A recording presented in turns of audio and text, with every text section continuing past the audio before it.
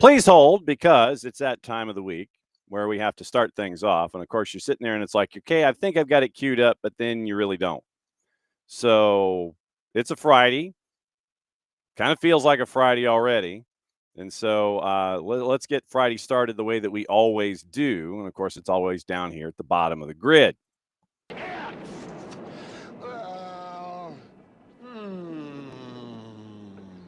Come on, man. Go for it, dude. It's Friday. Friday.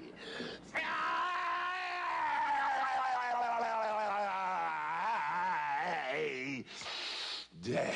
It is, in fact, Friday here on SDH AM. John here, you there. Thanks for dropping by. Okay, here's the deal. It is a weekend preview. We got a lot of stuff to preview in the previewy sense, and we've got a lot of different directions that we can go, that we need to go, those kinds of things. So you'll get the MLS preview. We'll look at all the games, look at all the juice boxes, see who are the folks in the middle, and get you ready for all of that activity. Evan Weston is going to be joining us at 10 o'clock. He's going to be calling the Atlanta United San Diego FC match on Apple TV, so he'll be joining us at 10. We've also got to get into Atlanta United 2. It is a beyond huge game for them. Beyond huge as they hit the road and they go to Crown Legacy this weekend. Get to the broadcast plans here in just a sec, but let me finish this sentence. You'll hear from interim head coach Jose Silva. You'll hear from Ronan Wynne. We've got that sound ready to go. We talked to them yesterday. If there is a pregame show, you'll hear it then too. So here's what's going on tomorrow. Tomorrow it is a 4:40 kick. So 3:30, Five Stripes Countdown on 92.9 The Game in the Odyssey app. Abe and Maddie will get you started. Then you've got the game with Mike and Jason, 4:30, 4:40. So 4:40 kick for Mike and Jason. Then after that, there is college football that is on 92.9 The Game. So we don't know at the moment, and this is what Abe brought up on Monday. Morning, Dell. Morning, David. Morning, Alex. We don't know the length of the post-game show. Full-time report, we don't know yet. So however long that goes is however long it goes. 7:03 kick, Atlanta United 2 and Crown Legacy at Matthews. That will be on the network, soccerdownhere.net, and on our Mixler channel at soccerdownhere.mixler.com. So you will have some combination of Maddie getting post, me and Abe doing post game, Jason getting ready for the twos, all at the same time from Mercedes-Benz Stadium. So all of that will be going on somewhat simultaneously. I don't know, like I said, how much of a pregame show we will have at 92.9 The Game. It's for us at SDH because of the twos. Don't know how long a pregame we're going to have because the game's probably going to end 6:45-ish. So it might be a quick pregame on our network and the Mixler channel and all of that to get you ready for a 7:03 kick with Atlanta United 2 and Crown Legacy. So you're going to have worlds kind of colliding. Some of us are heading out the door and heading back into another door. So tomorrow, 3:30 pregame, 4:40 kick, postgame of an indeterminate amount. We'll find out, I guess, tomorrow afternoon when we wander into the building. Pregame of some description, might be lightning quick. 7:03 kick, Atlanta United 2 and SDH 2. Let's see. Oh, the new away shirts. Are the new away shirts nice? Alex, which away shirts are we discussing here? So let's see. I'm double checking the start time for Atlanta United 2. Hang on just a second. Atlanta United 2 schedule, and I'm double checking to make sure that it is in fact a 7:03 kick. And it is. Okay, so 7:03 kick, Apple TV MLS Season Pass. Jake Griffith, I think, is going to be on the call on Season Pass, and we'll have our call on ours. So it's a heavy day on Saturday for Atlanta United 2 and Atlanta United. So very, very busy day. Start with the first team, head to the second team. I saw the promo yesterday, and it better be a floppy collar. If it is, in fact, another jersey release, just shut up and take my money. and it better be a floppy collar. If it's a true homage to 30 years ago, then bust it out with a floppy collar. Make it like the white thin floppy collar like we have with our SDH jersey with our friends at Olive and York. Short floppy collar and green and gold. And like the circular A's, because the boss actually still has, and I guess this is technically opening kickoff, brought to us by our friends at Kickoff Coffee and kickoffcoffeeco.com, that the boss, and I don't know how many of you are locals. You hit the QR code there, buy out the store at Kickoff Coffee and kickoffcoffeeco.com. Use the code SoccerDownHere15 at checkout, 15% off your purchase. They in turn take 10%, reinvest at youth games, youth initiatives, brought to us by our friends at Kickoff Coffee and kickoffcoffeeco.com.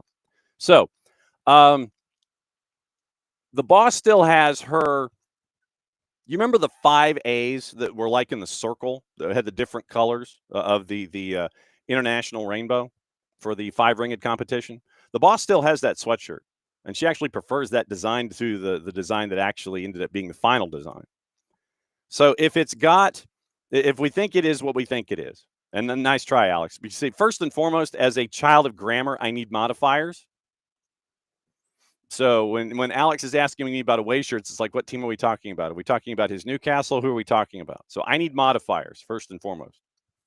Yeah, I blame my mother. But if this is in fact a new release, just shut up and take my money.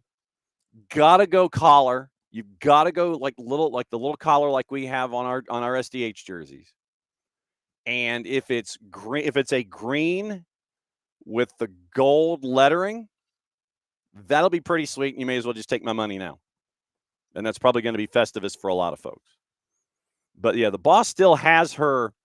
Catalucci, we'll get to that here in kickoff in a sec. So the boss still has all of her Atlanta 1996 with the 5 A's bit, and she likes that better. So if it's something with that, like with the old 5 A's and all that, then that would be pretty cool. But yeah, so if it is what we think it is, you see, Alex, yeah, you need modifiers. You just may as well take my money. Just go ahead and do it, and we'll settle it up later. Probably Festivus for a lot of folks. But anyway, yeah, saw that yesterday, and I was like, ooh. But yeah, it's going to be absolutely ridiculous. How many of you still have a lot of your Atlanta 96 stuff, whether it's pins or gear or clothing or the whole things? Because the boss still has her volunteer golf shirt, and it is in that closet there because that is the one that is hermetically sealed. It's got cork board around it, so it preserves better.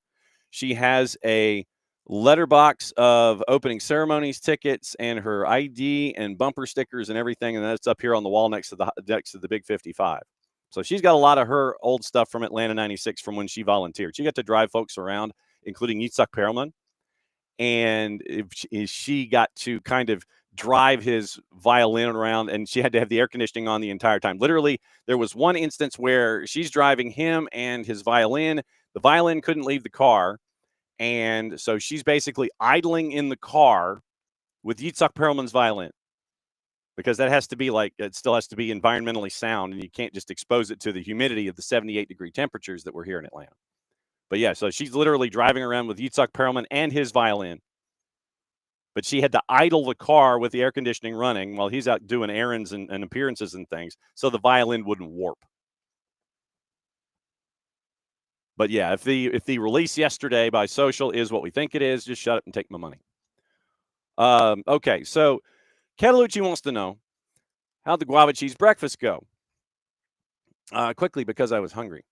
I'm still kind of figuring it out.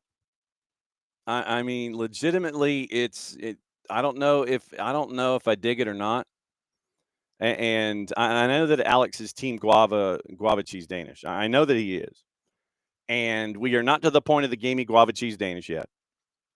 But, to me, it's just, I'm still of the camp that I'm not going to go out and buy it. If it's subbed, then it might be the case. But we'll find out in a bit. It is time to see what's going on at the Children's Healthcare of Atlanta Training Ground. And we will ask Maddie the same question that you guys are asking me, both of them. So Maddie's getting ready for practice this morning, and she's going to go and find out what's going on as everybody gets ready for San Diego. So we'll bring Maddie in. Coffee this morning, Maddie?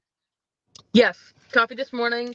We'll give a little. If anyone wants to try it, this is what I get to. It's my go-to.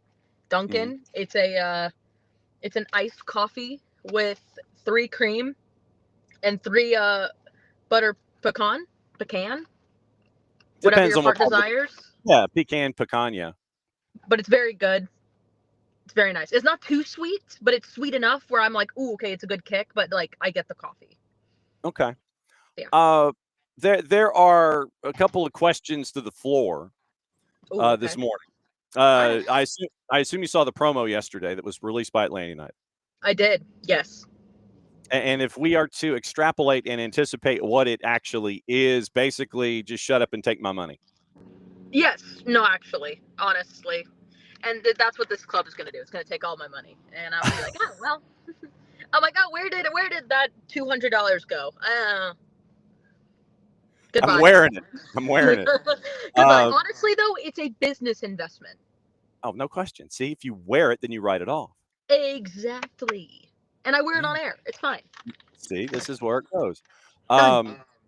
Then you have, we were discussing in true 1990s style, it's got to have the floppy collar. It's got to have the short floppy collar like our SDH jersey. It's got to have the short collar. Oh, yeah. Oh, absolutely. If it doesn't, I'll be upset. Yeah. So whenever this is released, allegedly, possibly, probably, yes, go ahead and take my money and be a short collar.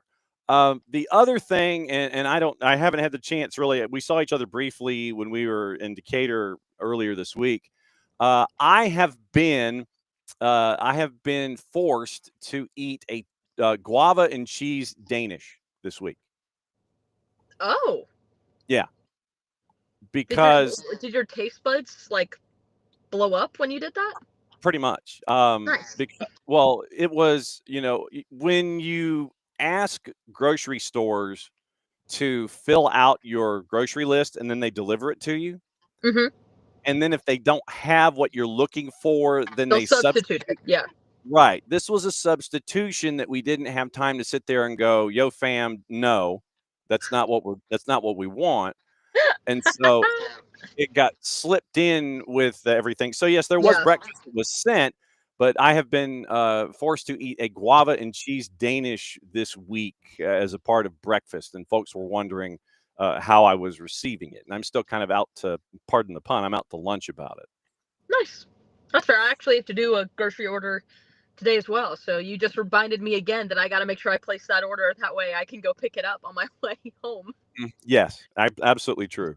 You are up there for a reason other than drinking coffee, and you get to see what's going on. That's all I do. That's all I do. True, but there is going to be activity around you and your coffee drink.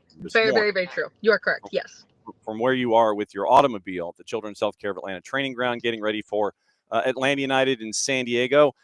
With everything that happened last time out, where it was just chaos and craziness and everything that happened, we've been talking about that most of the week. Going into San Diego, what are you looking for from the club today? Who is talking? What are you anticipating today up there at the Children's Healthcare of Atlanta Training Ground? Well, I know we're talking to Ronnie Dyla. I'm not for sure who the player is going to be. I know on Tuesday, it was Cooper Sanchez as well as Jamal Chiare. So it was really cool to hear from them. Went back and re-listened to it since we all were at our event in Decatur during that time. Went back and re-listened to it. I mean, for Jamal, I thought he was a workhorse in that game. He was relentless. And also, too, just like I've always loved the way that Jamal plays the game as a striker. He's very intelligent in how he manages, where he puts himself in those spots, like how he reads those moments. Like, I'm going to get in this way on the right side. That way you have to pass it to the left. And then I have to go up and then just take it. I love his way he manages the game. And then Cooper Sanchez coming in, making his MLS debut. That's pretty cool. And gosh, that long ball over the top. I was down there on field level, and I think I watched it and I was like, Cooper! I actually out loud was looking at it, and I was like, so I'm really happy for him. Cooper has been one that's been fun to watch with the twos this season, and watch his development grow.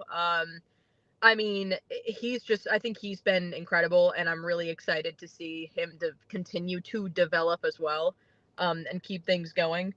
But yeah, I'm very excited for that. Sorry, that was Corey. I was just like staring at her as she was driving in. But Cooper talked, and I think it's really cool to get him his flowers for those moments as well, because he's deserved it. Yeah, today I'm not for sure the players. I know we're talking to Ronnie Dyla as well. Talk about this matchup against San Diego, because listen, San Diego I think is one of the hottest teams right now in MLS. And what they've been able to do. I mean, there's a reason why they are honestly by far probably like top 3 teams in the West right now. Right. They're going to be coming on the road, though, and it's been fun. It's been weird watching the last couple of games for San Diego. I'm going to have to go back and look at their record to see kind of what it was, and I'm curious what their away record is, because I know at home they've been pretty successful. On the road, it's been funny watching some of those games, because it seems like they just brew chaos whenever they're on the road, and it's just like, all right, let's just, okay, cool. So I think they're a team that knows who they are really early on. I think that, and honestly, it does kind of remind me of Atlanta when they first came into the fold as the expansive team in 2017. They immediately had an impact. They know who they are. They know how they want to play. And I think it's been fun to watch. I mean, you have to watch out for Dreyer. You have to. Like, of all the people to watch out for, it's him. You need to make sure that he is not doing anything. If anybody gets the ball, the entire roster needs to enclose and just like take the ball away from him. Because he's going to be dangerous. But it's going to be a really interesting game as well. I mean, obviously, Atlanta is out of the MLS playoffs too. But that doesn't mean that you don't. I know that we talk a lot about, allowing the kids to come up and get the start, allowing this to happen. I wouldn't be shocked if you see a couple of those faces maybe do come in towards the end, to fill in some of those spots. Like, why not give Cooper Sanchez 45 minutes? Like, absolutely. But you're not going to bench anyone else. You're not going to bench Miguel. You're not going to bench Dion. You're not going to bench Anea. You're going to continue to play them because you still want them to get the feel and find those connections. You're still trying to find a connection with Alzate. He's still trying to get into the mix with everything. He wasn't able to play with Bartek in that last game due to yellow card suspension. You still want them to try to form that bond as well in the midfield. You want them to continue to connect, and especially in bridging the gap from that back line all the way to the top. You're still trying to find those connections, and so I don't think it's going to be as easy as, just play all the kids now. You're still going to play your starters. You're still going to play them because they need to get that communication. They need to get that connection. They need to continue to play because, listen, you're going to have a long off season. That'll be your time to rest. Well, and this is also auditions. So folks that are under contract or in contract decisions, or the young guys that are trying to become a part of the first team. This is audition. This is open auditions for the rest of the season. Absolutely. It's auditions for the younger players, audition for some of the twos guys as well. Like, it's definitely, it's a strong point, and hey, I bring up the twos. Listen, you all better be supporting the twos. I mean it. This is a threat. This is a threat. I was initially no, it's a threat. It's an actual threat, and I'm saying it. You better watch the twos. I will tell you what, this has been some of the fun, one of the best seasons I think I've seen of the twos. And it's so fun. Jose Silva ball is in full action. I mean, you're seeing so much young academy prospects come through. You're seeing so much development from some of the other players that have come in this season. Sal Mazzaferro, Nick Sessick, Ronan Wynne, Jaden Hibbert started at the beginning. Now you're seeing some young goalkeepers get the chance. John O'Ransom and James Donaldson. You're seeing a lot of these players that, are the future of Atlanta United.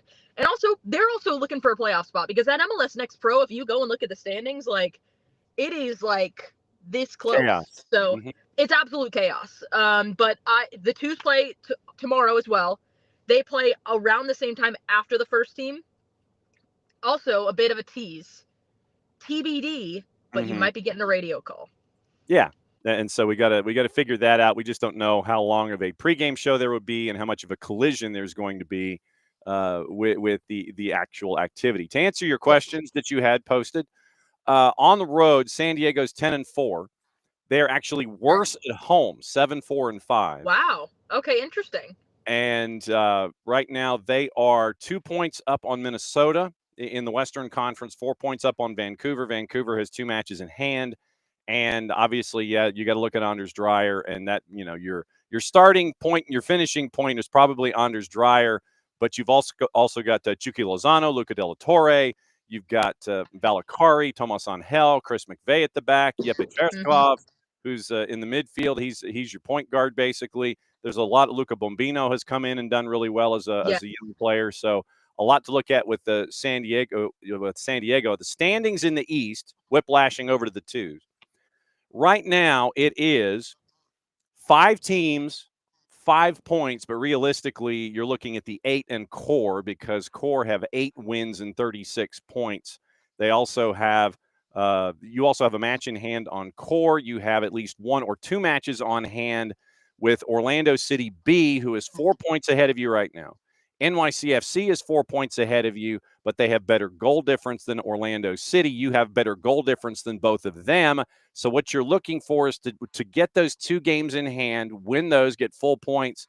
And then you would be in the 8 if you make up those matches in hand right now. And it also helps too, which I'm glad you brought up San Diego, because I was curious. Because I feel like every game I've watched of San Diego, it's been absolute chaos. I feel like there's always something insane that happens, which is why I said it. Interesting. That's a really interesting stat. John, I'm pulling that. That's mine. You gave me a little point. Anyway, that's what we do on the SDH Network. I'm coming up with points as we go. This is awesome. But going back to the workshopping. It's workshopping. Absolutely. No, but back to the twos. Yeah, I mean, listen, that's why this match against Crown Legacy, I think, is so important. You have to win. And you've been very good on the road. I mean, you've had 2 of your home games transition to away matches because of situations out of everyone's control with the field and everything. But you've been very successful on the road, and I think this team is really equipped to handle that stuff. You played Crown Legacy before, and you did very good against Crown Legacy the last couple of times. Also, you got to look at it too. You know, you got to get 3 points. I think if you get the 2, if you did tie up and then you went to penalties, I still think you get a good shot. But you need 3 points, I think, this weekend. I think it's why it's an important matchup. But then you look at next Wednesday in the home closer as well against Chattanooga. That's another huge game because number one, look at the factors, everything else. If you get 3 points this weekend and you get 3 points against Chattanooga, you're looking pretty good headed into the playoff picture. 2, Chattanooga's already clinched playoffs. They're already in it. They might not be wanting to play a lot of their starters going up against Atlanta on the road. They might be a little bit like, oh, you know what? Hey, we can sit our striker. We can sit and play one of our backups. You know, we're cool.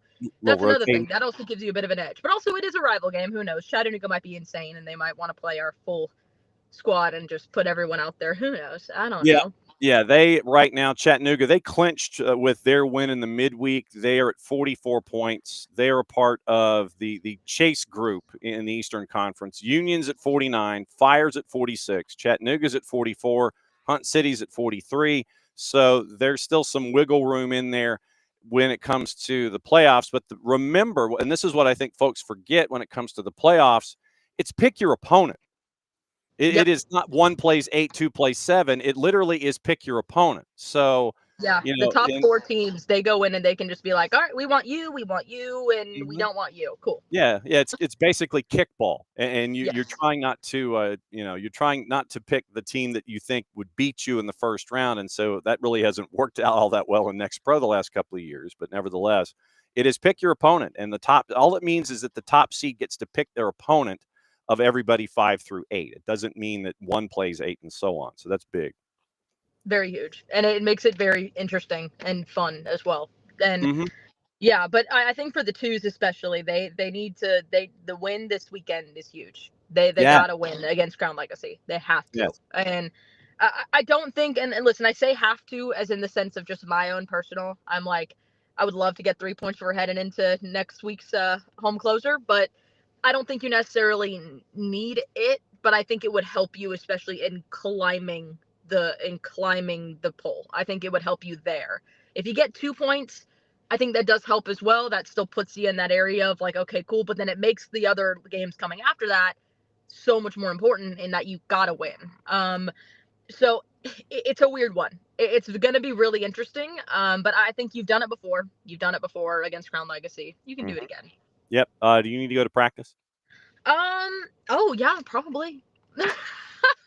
Maybe. I don't know. Longshore's in here yet. He's late, so. Okay. Well, I Late. guess I'm just checking. I didn't know if I was holding you past your appointed time.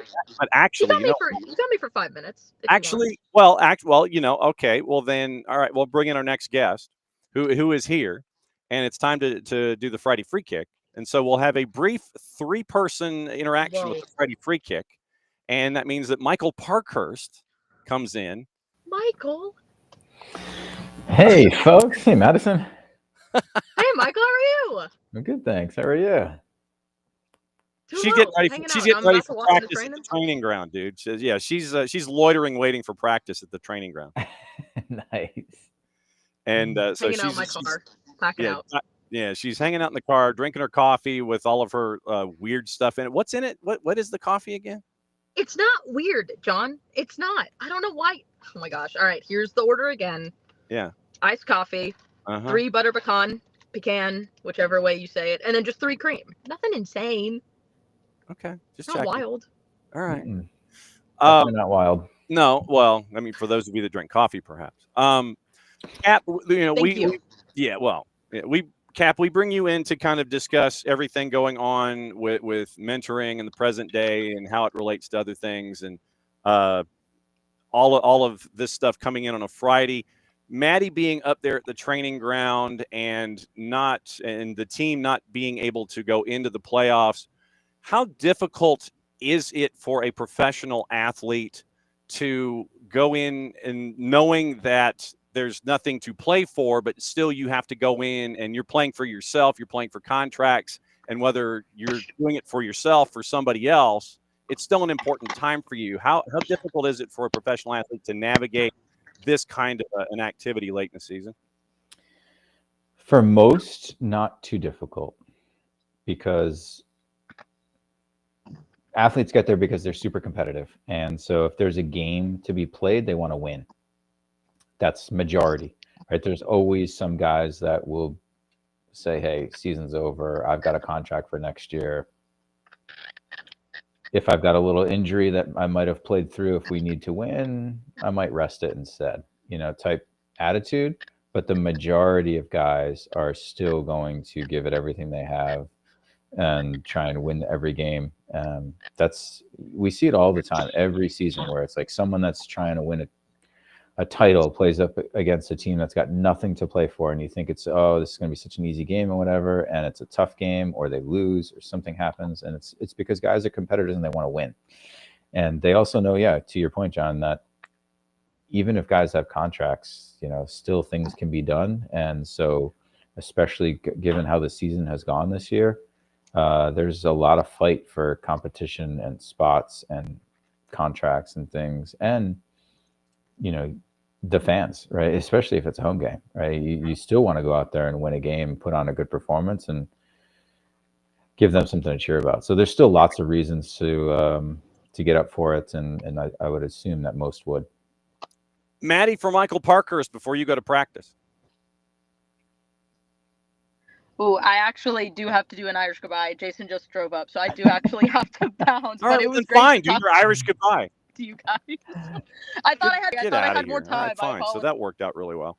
When you and I think it also, there's a balance, I guess, to achieve where you have opportunities for the younger players to come up and be a part of first team rosters, and they get to have their auditions in situations like this. When you had your first trip as a younger player, just out of college, getting your first reps, hopping into an MLS roster and all those kinds of things, what was it like for you in those first couple of seasons as the young guy going in and being mentored by the veterans that were there? What was it like for you in those situations, regardless of what the win-loss record was? What was it like for you to be mentored by the veterans when you were making your first steps? Important, because you're looking for them for, how do you have success here? And I know how to have success as a younger player and as a high school athlete and at college, right? But how do you have success as a pro? What does it take? How do you perform? What do you do off the field? How do you train? Even, off the field things like, where do you live and what do you do after games and how do you live, basically? Yeah. Right. You want to learn these things from guys that have been there, done it, had success. And so, you know, I really do think that one of the reasons why I had a long, successful career is because I went into a locker room that had that. And I went into a locker room that had Taylor Twellman, Pat Noonan, Shalry Joseph, Matt Reese, Jay Heaps. Right? A lot of these guys are still in the game now, either coaching or presidents of clubs or announcers and things, because they had good soccer brains or good people, and knew the game well. So it was an ideal locker room for me to learn from a lot of veterans. So it definitely helped me. Should Shalry get the head coaching gig with the Revs now? I would love for him to get it. Or let me phrase it this way: should Shalry Joseph be considered more often than he apparently is when it comes to head coaching vacancies in professional soccer? Let me phrase it that way. Now, Yeah. I think he needed to spend probably some time under Bruce and learn and things. And hey, I've never been around a locker room with Shalry as a coach, so honestly, I can't speak to it. I just know that when I was a young player, Shalry Joseph was amazing for my development. He is a top human being, and he's sometimes when I'm asked who's the best player I've ever played with, he's the answer. Really? Mm-hmm. Wow. He was dominant and so good and such a good human being. So I've got the most respect for Shalry. So I hope he does continue to get opportunities. When you were first hopping into professional soccer, how difficult was it for you to ask veteran players questions? Was it more just kind of sitting and observing, and then when they turn to you, hey, do you have a question? Then you would say something, don't speak unless you're spoken to, kind of a thing? Or did you immediately ask a lot of questions about on the field, off the field behavior, how do we do this? How do we do this? Guidance, those kinds of things. Were you the kind of guy that, as a rookie, that would ask questions, or did you just kind of take information in and then ask questions, if that makes any sense? Yeah, well, always the latter. Always watching, paying attention, listening more than talking, watch and learn type thing. But I think there's always certain veterans that are more approachable, more open, and easier to communicate with about certain things and ask questions and things like that, right? Like Taylor was a guy that you'd watched and learned and listened, but if you went to ask him a serious question about advice or something like that, he might joke around with you or whatever. But something like that, I'd go to Jay Heaps. Or Matt Reese, right? Matt Reese and I were locker mates for 4 years. And so, he's one of the funniest guys I've ever been around, and, love to have a good time, but he's also, a guy full of wisdom. So he was easy to talk to. So yeah, I think it's important to ask questions. It's important to learn and know that what veterans can you learn from by watching, what guys are going to be more open to having conversations and learning from, things that you need to ask or want to ask. Do your mentees have the same hurdles of trying to figure out, should I go ahead and ask questions? Is it speak unless don't speak until spoken to? How are your mentees kind of doing things in team as best you can gather? Are they naturally inquisitive? Are they laying back? Do they need advice in trying to figure out which one of those people they need to be? What's that conversation like? Yeah, I think majority there's always a hurdle, right? It's a cool factor hurdle, I think, right? You don't want to seem uncool by asking these questions of players that maybe you should already know the answer, or you don't want to let them know that you don't already know the answer type thing. So I think that there's a cool factor you have to get past. And of course, when you've been around guys for long enough, right, you don't care about that stuff anymore, of course. But definitely some younger teens, going to a new team or going to a high school team, and now all of a sudden, I'll just use my son as an example. Right, started high school baseball workouts. Like, baseball is a spring sport, so they've got these fall workouts, and he had his first one this past week. And I said, "Dude, what time is it at?" "I don't know." Whoa. "What time do I pick you up?" "I don't know." I'm like, "Why don't you ask somebody? I'll just figure it out." Okay. So sometimes you got to live and learn. if you're not comfortable asking the questions of some older people, right? And so, yeah, you can get it done either way. But I always encourage, like, hey, most older people are willing to help and guide and give some information because they were in your shoes once. Yeah, and what I have always, when I have interns or young folks in the media side of things, sit there and go, "Oh my God, I've got to ask Nelson a question." I'm like, "Whoa, okay." They want my advice on something. That's kind of shocking. But what I always tell interns and young professionals, it's like, look, don't ever be afraid to ask a question. No question is ever a stupid question, because guaranteed someone else before you has asked that question and needed to have it answered. So don't ever be afraid to ask something if it's on your mind, because the last thing you need is to still continue to wonder, okay, am I going down the right path? Am I doing the right thing? Do I need to do this? Do I not need to do this? Don't ever be afraid to ask a question, because someone already has, and you probably need to know the answer. Totally. Yep. People are more, in general, people are more willing to help than you think they are. And so, yeah, especially in the team setting. Yeah. And I mean, because if you don't understand the team dynamic, then, and you don't want to ask questions about it, then you're still going to kind of be that squeaky wheel. You'll be that odd piece that doesn't quite fit, and you'll wonder why. And it's because you haven't made the idea of asking a question that where you could fit, and it could be a very easy fit if you were to just ask the question. Nothing like going around in a circle trying to discuss things. Michael Parker is hanging out with us here from Beyond Goals Mentoring, at BG Mentoring on the Twitters. And yes, he is, as you notice his font, he is our MIT. I mean, he's our resident brainiac, not Massachusetts Institute of Technology, but he is our mogul in training. We'll get into Rhode Island FC here coming up in a bit. And I was wondering if, the idea of asking older people, veterans, things like that, if there were any differences when it comes to generations and handling things, like you said with your son, it's like, he'll figure it out. Are you finding that there is more independence these days with those of that mentee age, or is that just kind of a hit and miss kind of a thing where folks will ask questions or they won't? It just goes to navigating the personality of that individual. Yeah, it's navigating it and seeing what they're comfortable with, and then how do you have success with that. And so some players are just more cognizant, they're more aware, they're more attuned to what's going on around them. And so if you are like that, you can get away with asking less questions, right? You can learn a lot by sitting there and watching. Like, I always got upset with guys when they messed up passing drills, because even if you don't speak the language, get in the back of the line and watch. Mm-hmm. All right, learn quickly.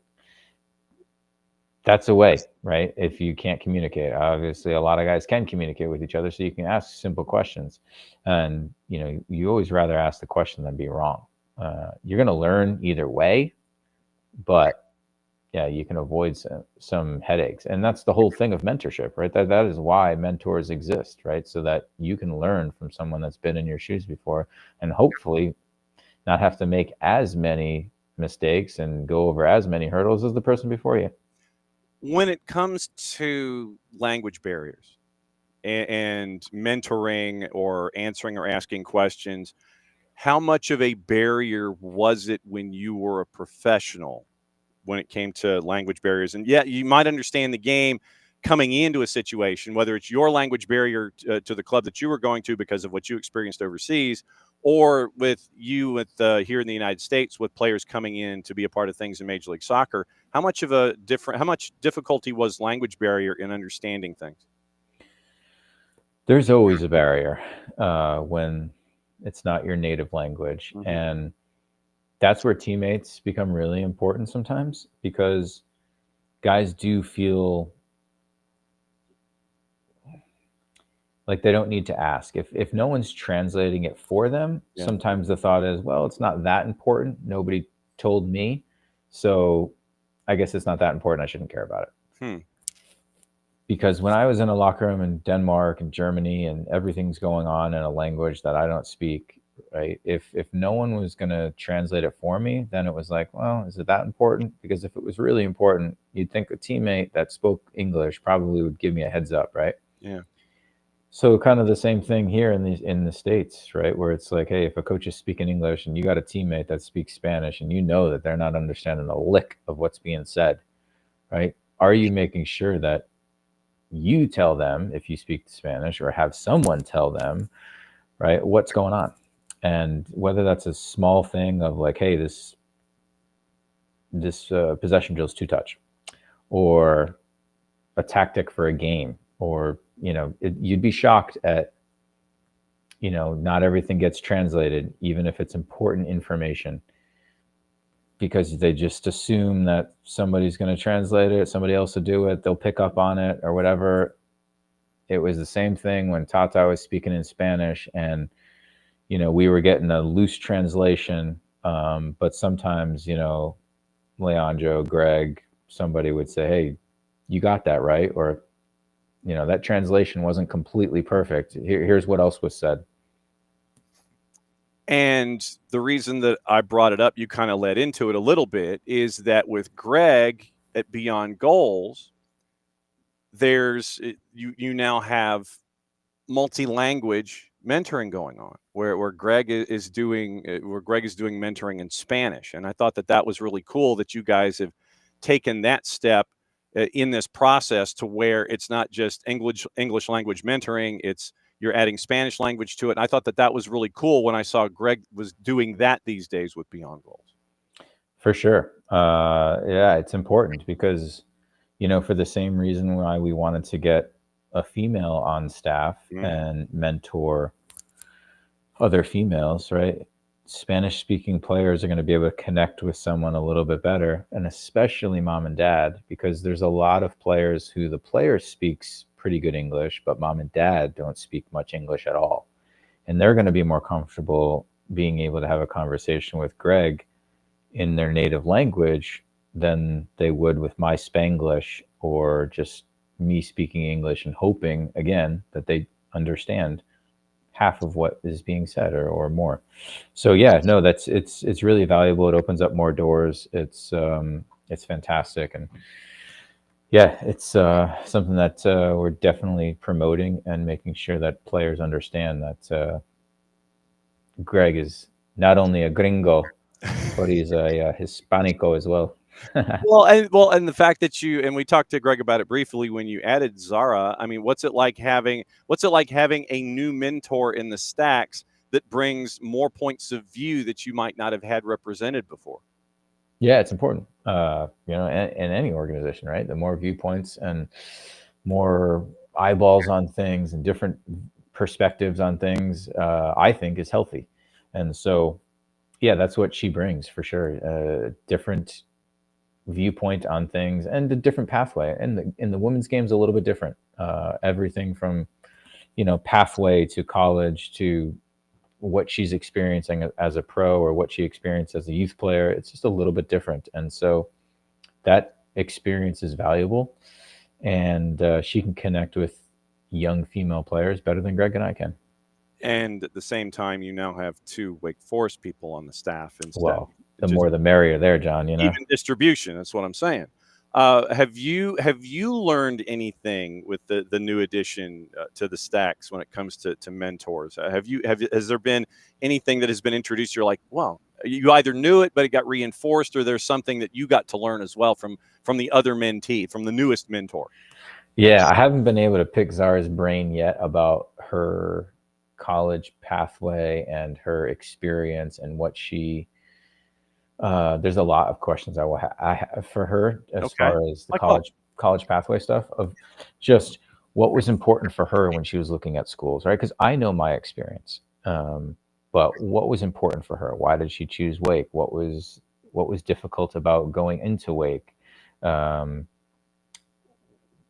What was her experience as a starter year one? How did she learn? She became a captain on the team. Were there good leaders, right? How did you learn leadership? Just a ton of different questions about her experience through college. When did she know she wanted to turn pro? Like, how was that experience? Was that a focus? What'd you major in? Did that factor into your desire to go to Wake, or is mostly soccer driven. Right? 'Cause I think all this information is important for younger players that are coming up and trying to decide whether they want to play college soccer, at what level, at what university. And so, you know, the more people I speak to about their experience, especially more recent than mine, and everyone's experience is a little bit different. I wasn't a highly sought after player in high school. Right? I only went on a few visits, really only got a couple offers that I was seriously considering. So it was just a little bit different.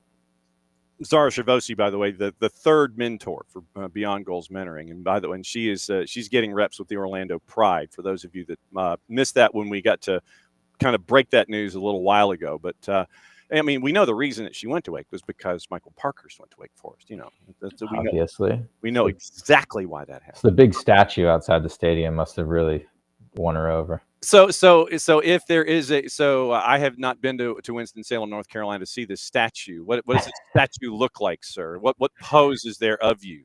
Well, in my head, the statue would look like, if it existed, it would probably look like of me with my fingers in a weird position, my tongue in the side of my mouth, ducking out of a header.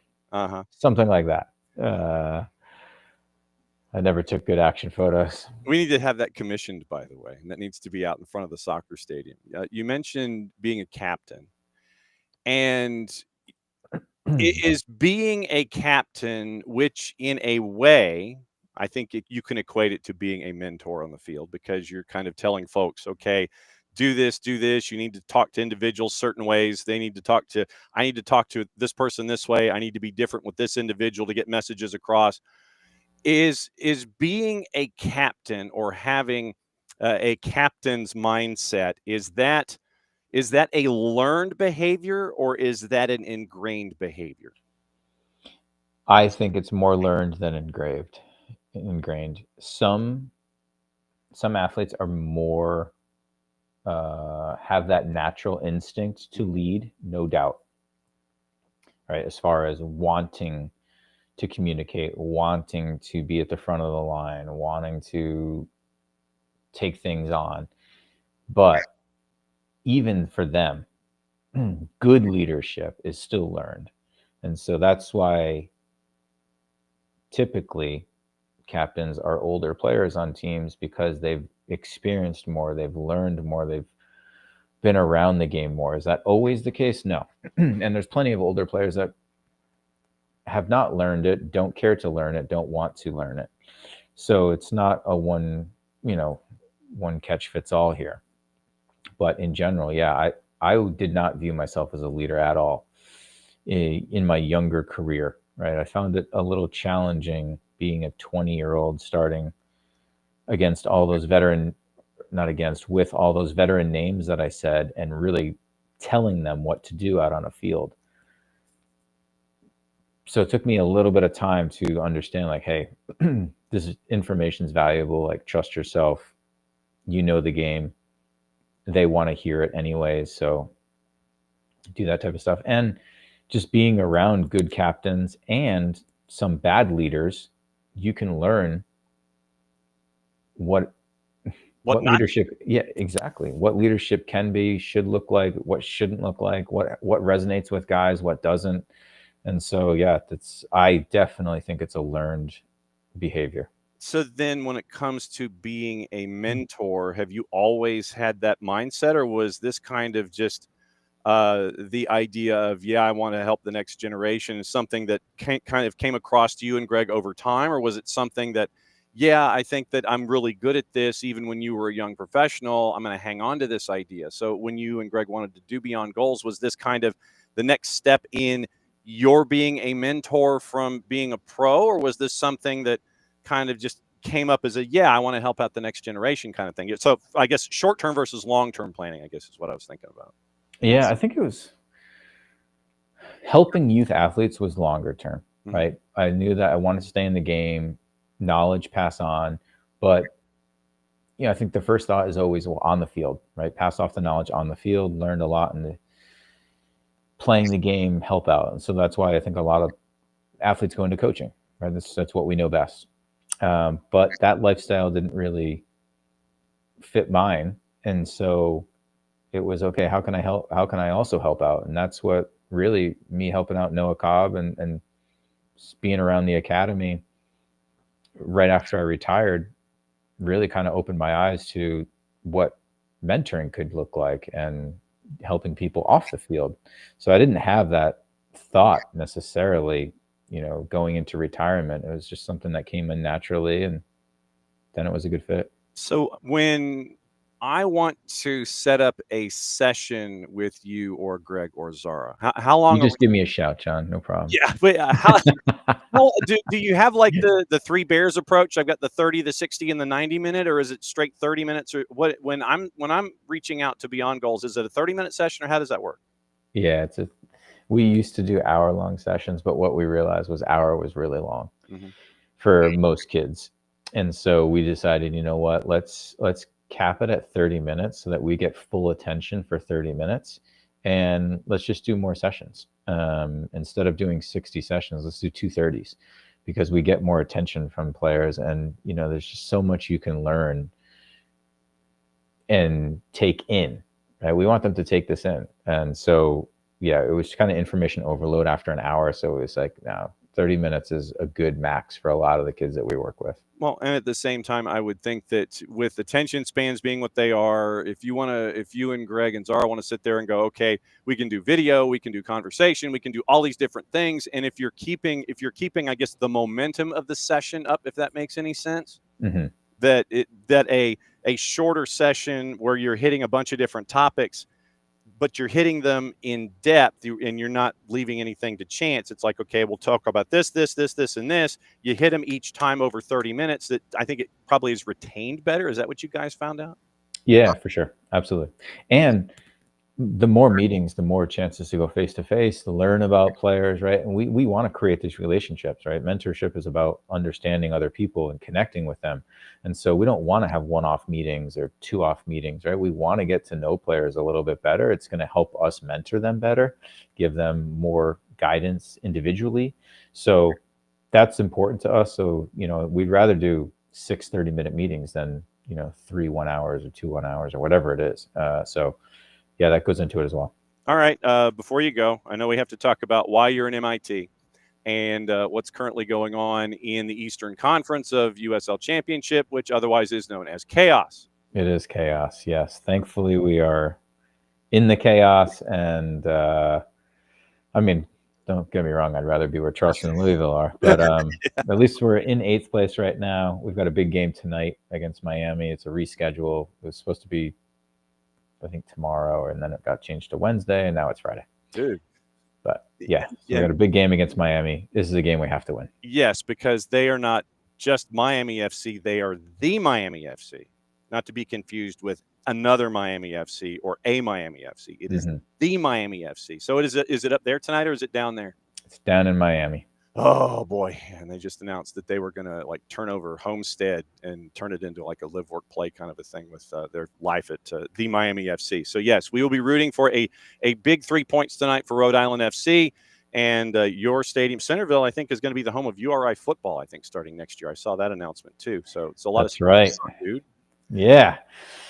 Yep. Got to have events at the stadium to help pay the bills. So correct. Yes. Making sure those football lines don't interfere with any soccer games. Yeah, make sure that they're not painted in and burned in to where you're not sitting there and going like, where's my throw in? Yeah, where's my set piece? Oh, you're at the 20-yard line. Okay. Yeah. As always, my friend, it's great to catch up with you in a variety of things in this stream of consciousness conversation that we call the Friday Free Kick. Just enjoy your weekend. I know you'll be gnashing your teeth over Rhode Island FC and the Miami FC, but we'll catch up with you soon, my friend. Thanks for dropping by. Sounds good. Thanks, John. Have a great weekend. You too. That's Michael Parkhurst, everybody. And Parky and the Friday Free Kick, brought to us by our friends at Beyond Goals Mentoring, at BG Mentoring on the Twitters. And it is a great opportunity for us, to catch up with Michael and find out what's going on with anything and everything going on with the life of mentoring and the life of being a mogul in training and being a guy who's a captain of industry and he wants to improve his golf game. He's hanging out with his kids and he's trying to learn about baseball and spring baseball and soccer practice, all the things with Michael Parkhurst. Once again, it's great to catch up with him and find out what's going on in the life of our resident MIT in the Friday free kick. He and Greg Garza and Zara Shavosky they do great work when it comes to helping the next generations, and adding Zara recently, once again, like we talked about with Michael, gives the opportunity for those different points of view. And you have the age difference, generational differences. Zara gets to advise Greg and Michael. Michael and Greg get to advise Zara. It's the men's game, it's the women's game, all those things that you might not have known. And that was why I wanted to ask the question about asking questions, because perspectives are different. Generational and age groups are different. It causes all of the things that you talk about on a daily basis with your mentees. And to be able to have Michael and Greg and Zara hanging out with us, it's always great on Friday at 9:30. And since it is now Friday after 10 Eastern time, this is where we catch up with our friends at Apple TV. And we have another debut. And I apologize to Evan that we do not have trumpet fanfares and Serpentina, because this is his first visit here to the morning show. We bring in Evan Weston, who's going to be calling Atlanta United and San Diego FC. Like I said, Evan, I apologize, dude. We don't have like the guys wearing the matching outfits with the trumpets and the flags hanging down the side with the red carpet and everything. But welcome to the morning show. Yeah, I'll expect some restitution for that. I get that every time I go to the grocery store. So. No, it's great to be here, John. Thanks for having me. Evan wanders into Harris Teeter and Publix, and he gets the trumpet fanfare with the dudes in the pillbox hats and everything, looking like it's the Renaissance fair. I see how this works.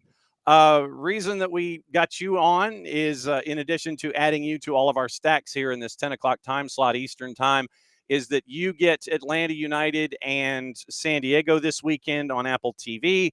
Your time in Central Florida with what a lot of folks refer to as the Purple Team, you know what's going on in the Eastern Conference. What has study hall been like for you getting ready for the team from the Western Conference in San Diego, getting ready to come and have the Mission del Gol, try to get an Eastern branch?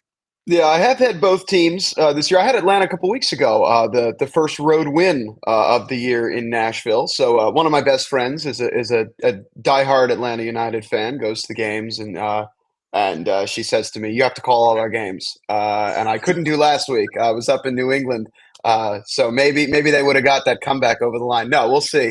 It's been it's gonna be a tough one for Atlanta United. San Diego is having. I mean, listen.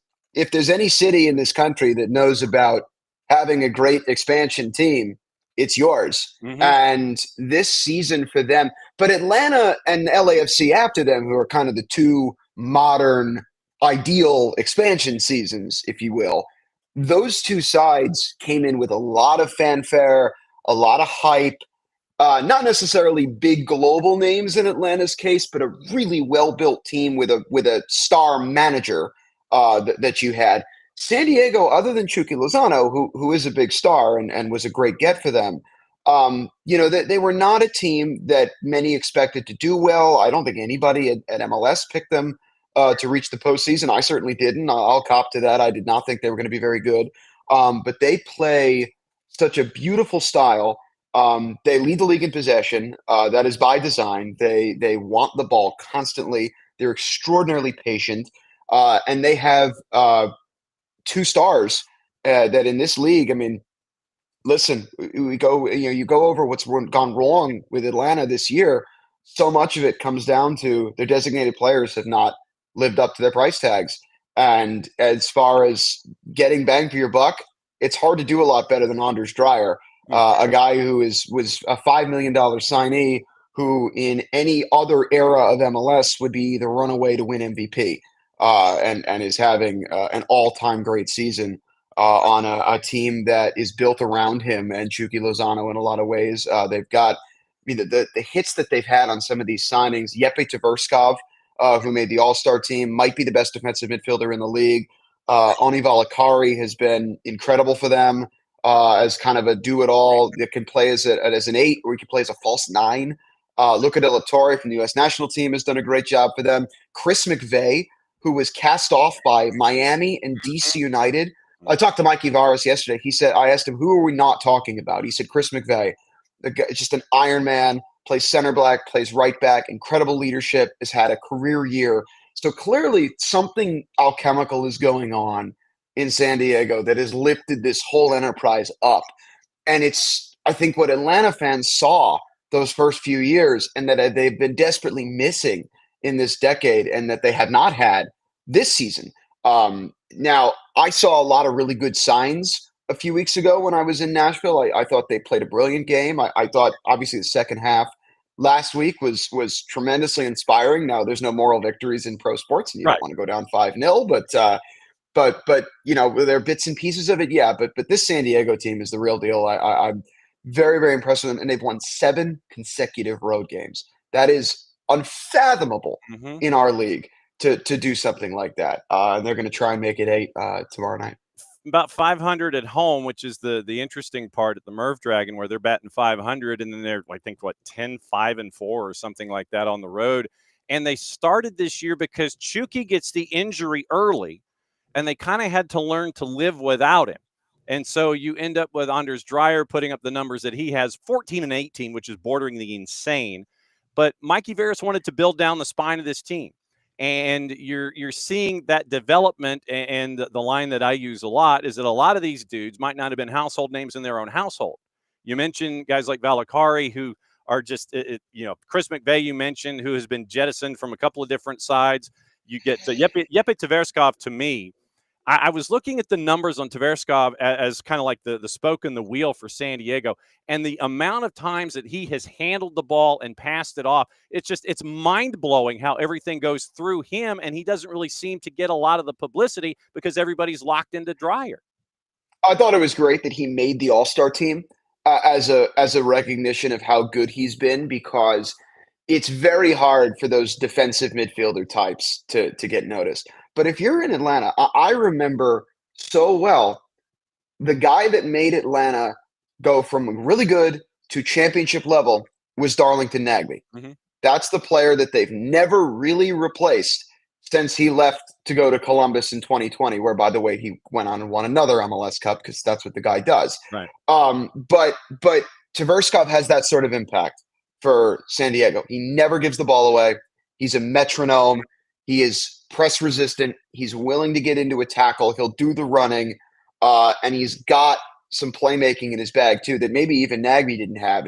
10 assists for a guy sitting in defensive midfield is remarkable. So, and Atlanta's 10s don't really press. I'm really interested to see how Ronnie Dyla sets up in this game, because when they went to the 3-5-2 in the second half against Columbus, they were so much better.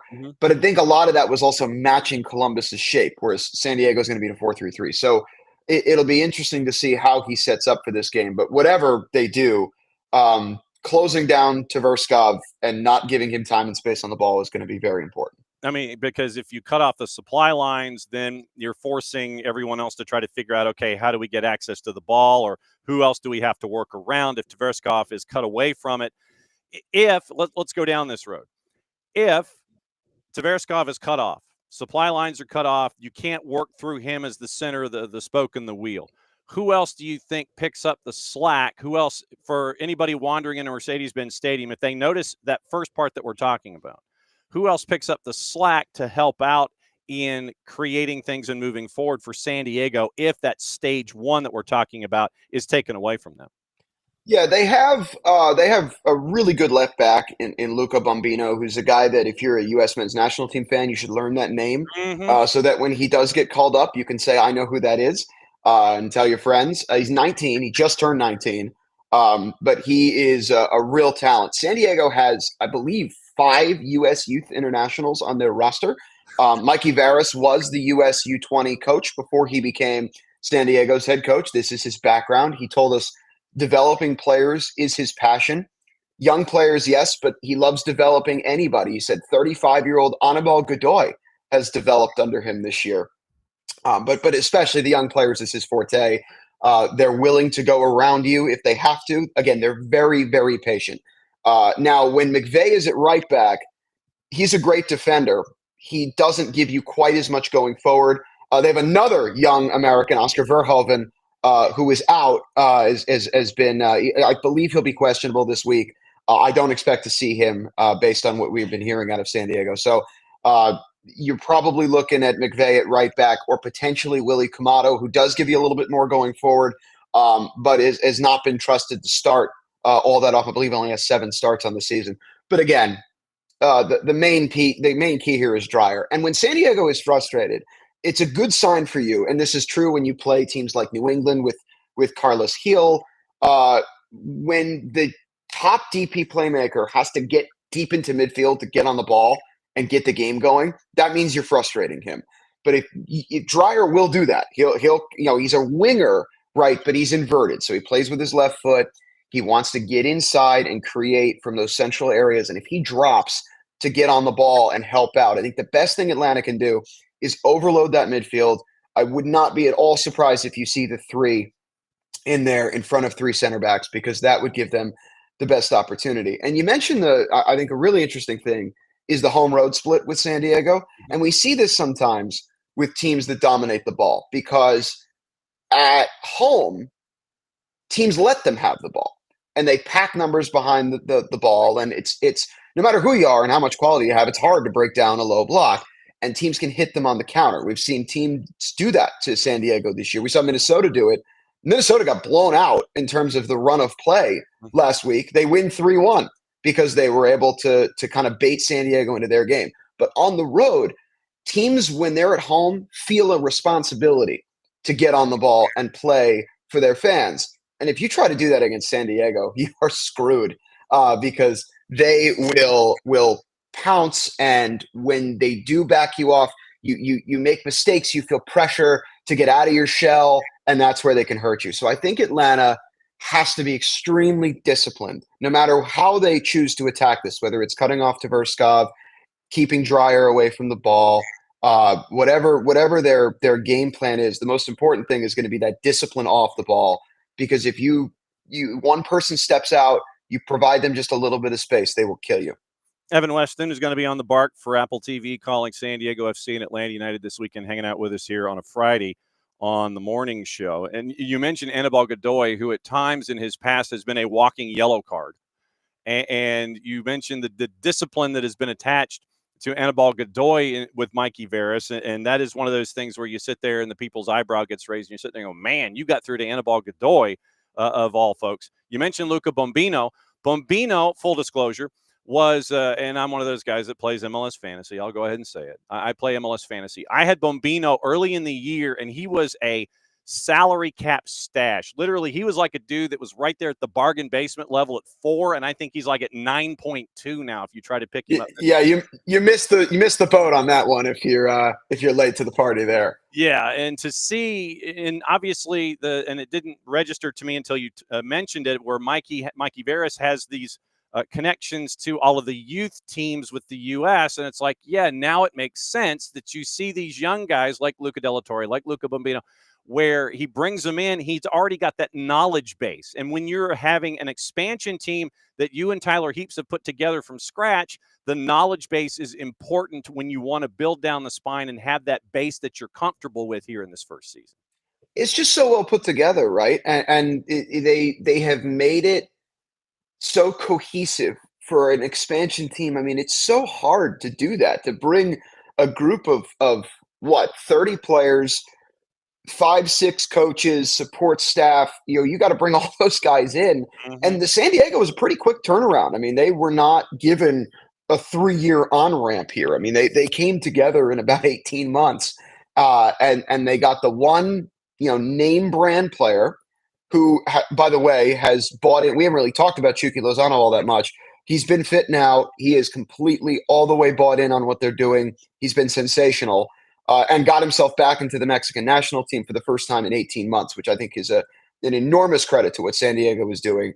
That Chucky managed to it looked like his race might be run with Mexico, and he's managed to get himself back in the picture, which is great. But beyond that, you're right. It is built so intelligently, where the roster has a great balance between older and younger players. You have that. You're able to get more out of those young guys than maybe you would otherwise be able to because of Mikey Veras' experience there. And then, most importantly, the system comes from the top down. Mm-hmm. We're going to play 4-3-3, extremely compact, extremely high possession, super patient. That is their philosophy, from Tyler Heaps to Mikey Varys to everybody working in that organization. When they set up their young sides, that'll be the philosophy. And I think that's so important, is to have that cohesive vertical identity. I do feel Atlanta's missed that in recent years, that depending on who their head coach is or where they've been, they haven't had the cohesiveness that they did when Tata Martino was here. And I think they've still been looking for that. And San Diego has got it. It doesn't mean they'll always have it. We've seen this happen with Atlanta, with St. Louis, with other expansion teams over the years, where they've had instant success and then have the coach moves on or whatever, and you kind of lose that. But for this year, for this weekend, they've got it. And I think it's extremely impressive. And by the way, if they win this game, they would become the all-time best expansion team in MLS history. It's LAFC from 2018 has the points record at 57. San Diego's at 56. So there is a little bit of history that they are chasing in this game, in addition to their spot right in the middle of the Supporter Shield race. All right, let me counter program here for you for a second. You mentioned being super compact for San Diego FC. Then would you or could you posit that with Atlanta's speed down the wings, it could be a troubling port for San Diego, which means that you would look at, say, a Pedro Amador, a Luke Brennan, a Saba Lobjanidze on the left-hand side, working on the right-hand side, a healthier Alexei Miranchuk, who was battling a bone bruise from when he came back from Russia, Miggy on the right, who, like Dreyer, wants to set up on the right to set up the left, and then maybe whoever is at right back, a Ronald Hernandez, to come forward. Could that be the way, in your mind, to counter-program what you're thinking from San Diego on Saturday? Yeah, and Atlanta is very wide. I mean, that's how they set up, especially if they go with the three. If they start Barrocal with Mihai and Gregerson, they have not had two center backs all season. Suddenly they have three. So that's one that they may do. But I agree. I think there are going to be chances for Atlanta on the counter if they can. And look, I know Atlanta fans don't want to hear this, and they've had such a tough season, and everybody's praying for blood. They have top players. They really do. This roster should not have the record that they do. Their players are better than this. Amador, my goodness, when he came in last year, looked unbelievable. I don't know how he doesn't have an assist this season. He's scored a good goal last week right off the kickoff in the second half. He's a guy that could absolutely be dangerous in this game. Brennan, I know, hasn't impacted the score sheet yet, but I really like what I've seen from him. He's pacey. I think he makes good decisions for a young player. Lobjanidze, of course, is a guy that again was maybe the best player on the team last year when they had that miracle run to beat Miami, and is a guy that I think has a lot more to offer than we've seen this season. But the pace there, absolutely. Again, McVay is not the paciest guy at right back. They have a rookie converted defensive midfielder in Manu Dua, who's currently playing center back. Mm-hmm. He's a big kid. He's been really, really good there. I do think that's a soft spot for San Diego on that left-hand side of the Atlanta attack. And then, to me, you watching it from afar, one of the key tension points all year has been the relationship between Miranchuk and Almiron, and that has not worked. I'm not sure it can work, but if you can get both of those guys in space, in transition, with Chare running in front of them, you got something there. We've seen that. We saw it last week. And I think there's a little bit more. And the guy I'd also shout out that I think has a chance to completely change this team next year is Alzate. They have not had a central midfielder with that kind of quality on the ball in a long, long time. And the way that he can run the game, I thought the 60 minutes he was out there against Nashville, he ran that game. He was the best player on the field. There were some great players on that side. Premier League experience.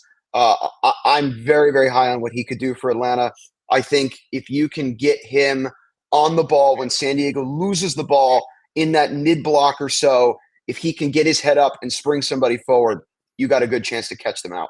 And at the same time, you get Bart Sleesh back from yellow card accumulation. He was not a part of the equation in Columbus as well. Who's in the booth with you on the Bark this weekend? I'll be with Ian Joy for this game. Really excited. Ian's got such great energy. He and I were in New England last week, for that kind of a dead rubber against Toronto, and we did the game, and then Atlanta Columbus was in second half stoppage time, and during the commercial break before the post game, we threw it on, and we were living and dying when they had that free header in the box at the end of the game. Yeah. I mean, when do you see a 5-0 comeback? I mean, can you imagine? Not meant to be, unfortunately, for Atlanta, but it was extraordinarily compelling, and I think this is going to be a really fun match to do. Pick it out, Evan Weston. That's what you got with Ian Joy in the booth. That was my attempt at an Ian Joy, by the way. It was very good. I was very good. I got to work on it. Have a great call, and we're looking forward to the listen on the video side of things with you and Ian on Apple TV. As always, and this is the invite that I extend to everybody. Here in the last hour of Friday, this particular slot is where we have our visit from our friends at Apple TV and Major League Soccer. For the remainder of the hour, it's usually open to do whatever. If you now know the link to get into, you've got the garage door opener, you know where the key is under the mat. If you're bored out of your mind in a hotel, if you're in an airport concourse and you've got to say something for 3 minutes, get in and get out. Look, Terrence was here 3 times in a week because he enjoys the show. So you've got the key. You want to come on in. You want to speak your piece from 10:30 on. It's open for you anytime, my friend. Thanks for dropping by. Don't be a stranger, and have a good call this weekend. Appreciate you, John. Thanks for having me. There goes Evan Weston, everybody. Evan and Ian Joy. So Evan and Ian Joy on the call on the video side of things for Apple TV. And as always, it was great to catch up with Evan and find out what's going on in his brain as he's getting ready for what is going to be happening with San Diego and Atlanta United. So once again, 4:40 start. 4:40 start time. 4:30 air, 4:40 start. Evan Weston, Ian Joy, they're going to be on the call on the TV side while most of us are going to be inside the building looking at Atlanta United and San Diego FC, the Chrome y Azul. And hopefully at some point we can catch up with our friend Adrian Garcia Marquez, and we can find out what's going on in his mind when it comes to everything out there with the team that he is the voice of on the radio side of things. And we are going to try and track him down as well. Let me say hi to everybody, and we'll get into promos and everything and get you ready for the rest of the week and what's going on in Major League Soccer, all the news. There's some ticket news from the Premier League in addition to what's going on in the Prem this weekend. We'll get into that coming up here in just a little bit. Morning, Dell. Morning, David. Morning, Alex. And let's see. Morning, Catalucci. Dell reminding us that apparently you've got 37 minutes left in the Visa Presale World Cup ticket thingy. So if you have a Visa, I think if this is round 1, you've got to have a Visa, the credit card, not the welcome document to get you from one country to another. So you have 37 minutes apparently to get things done if you haven't gotten them done previously. So Dell with the public service announcement there. Alex, how many other fruits have a shirt named after them? I have no idea. Asking me about fruit, that's the first problem. Asking me about shirts with collars, that's another problem. All right, so Catalucci, good morning. Yes, David had the conversation. Never get grocery delivery. And apparently, David's teenager agreed. Morning, Abby. It's great to have you in. And yes, it'd be good to have Sleesh back. And Abby, public service announcement. Home, the final home match of the season at the Fraction, Wednesday, Chattanooga FC. It's big. Last home match of the year, come to the Fraction. Obviously, we'll have the broadcast for you on the audio side of things. We will be there Wednesday, 7:33 kick. Pregame 7 o'clock here on the network at soccerdownhere.net and at soccerdownhere.mixler.com. But I got to get past Crown Legacy first. We'll play Jose Silva and Ronan Wynne coming up here in just a little bit. If we have the time, we may just go over anyway. And Abby reminding everybody that when you go to the Fraction, free parking. Let's see. Yes. Catalucci, glad that you went to go see Messi and Friends 2 and Atlanta United 2 for that one. And Abby apparently says that Chattanooga made out a big deal that they made the playoffs. So, yeah, they are in. Oh, Guayabera. Thank you, Alex. Yeah, that is well above my pay grade when it comes to clothing and fruit names. And Derek, he did say the Atlanta Attack. Yes, he did. And by the way, you can go to our store at soccerdownhere.net and you can get the retrofied, drawn up Atlanta Attack and who is the other one? It's the Ruckus. Jason has retrofied the gear, and you can get that in our store at soccerdownhere.net. Also, Soccer for Good campaign. Once again, we mentioned Olive in York. You can get the jersey. That helps out Soccer for Good here in 2025. Go to fanatisfntz.co/soccerdownhere. You can add that to your streaming services. And let's see what they have. What do they have going on right now? They have the morning show when our friends at TAE say they're talking about River Plate. So it is Liga 1 Max Pro, bien en español, TAE, Gold TV in English and Spanish, TVV. You get all of the games that are going on in Argentina. You get all the South American leagues that have TV contracts. You've got Sudamericana, Libertadores. You have BN, which means that you get in all the BNs. You get tapped into Tigo Sports, Canal 4, CATV, the Polish League, the French League, the Turkish League, and a couple of others in addition to AFCON and everything else that BN does on a daily basis.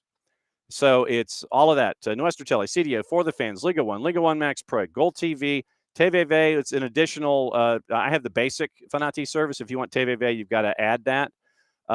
So you get Colombia, all the things at Fanatis. Like I said, morning show right now on TAE say they've got they got studio space. They're talking River Plate, and they got a live shot from River Plate's press area. So you got that going on right now. Also, become a Fanatico for $10 a year. You get a lot of great discounts, and it's on through our Chant app, group.chant.fan/soccerdownhere/join. A lot of great discounts and a lot of great different breweries and things like that. Group.chant/soccerdownhere/join. I think I spelled that correctly. There we go.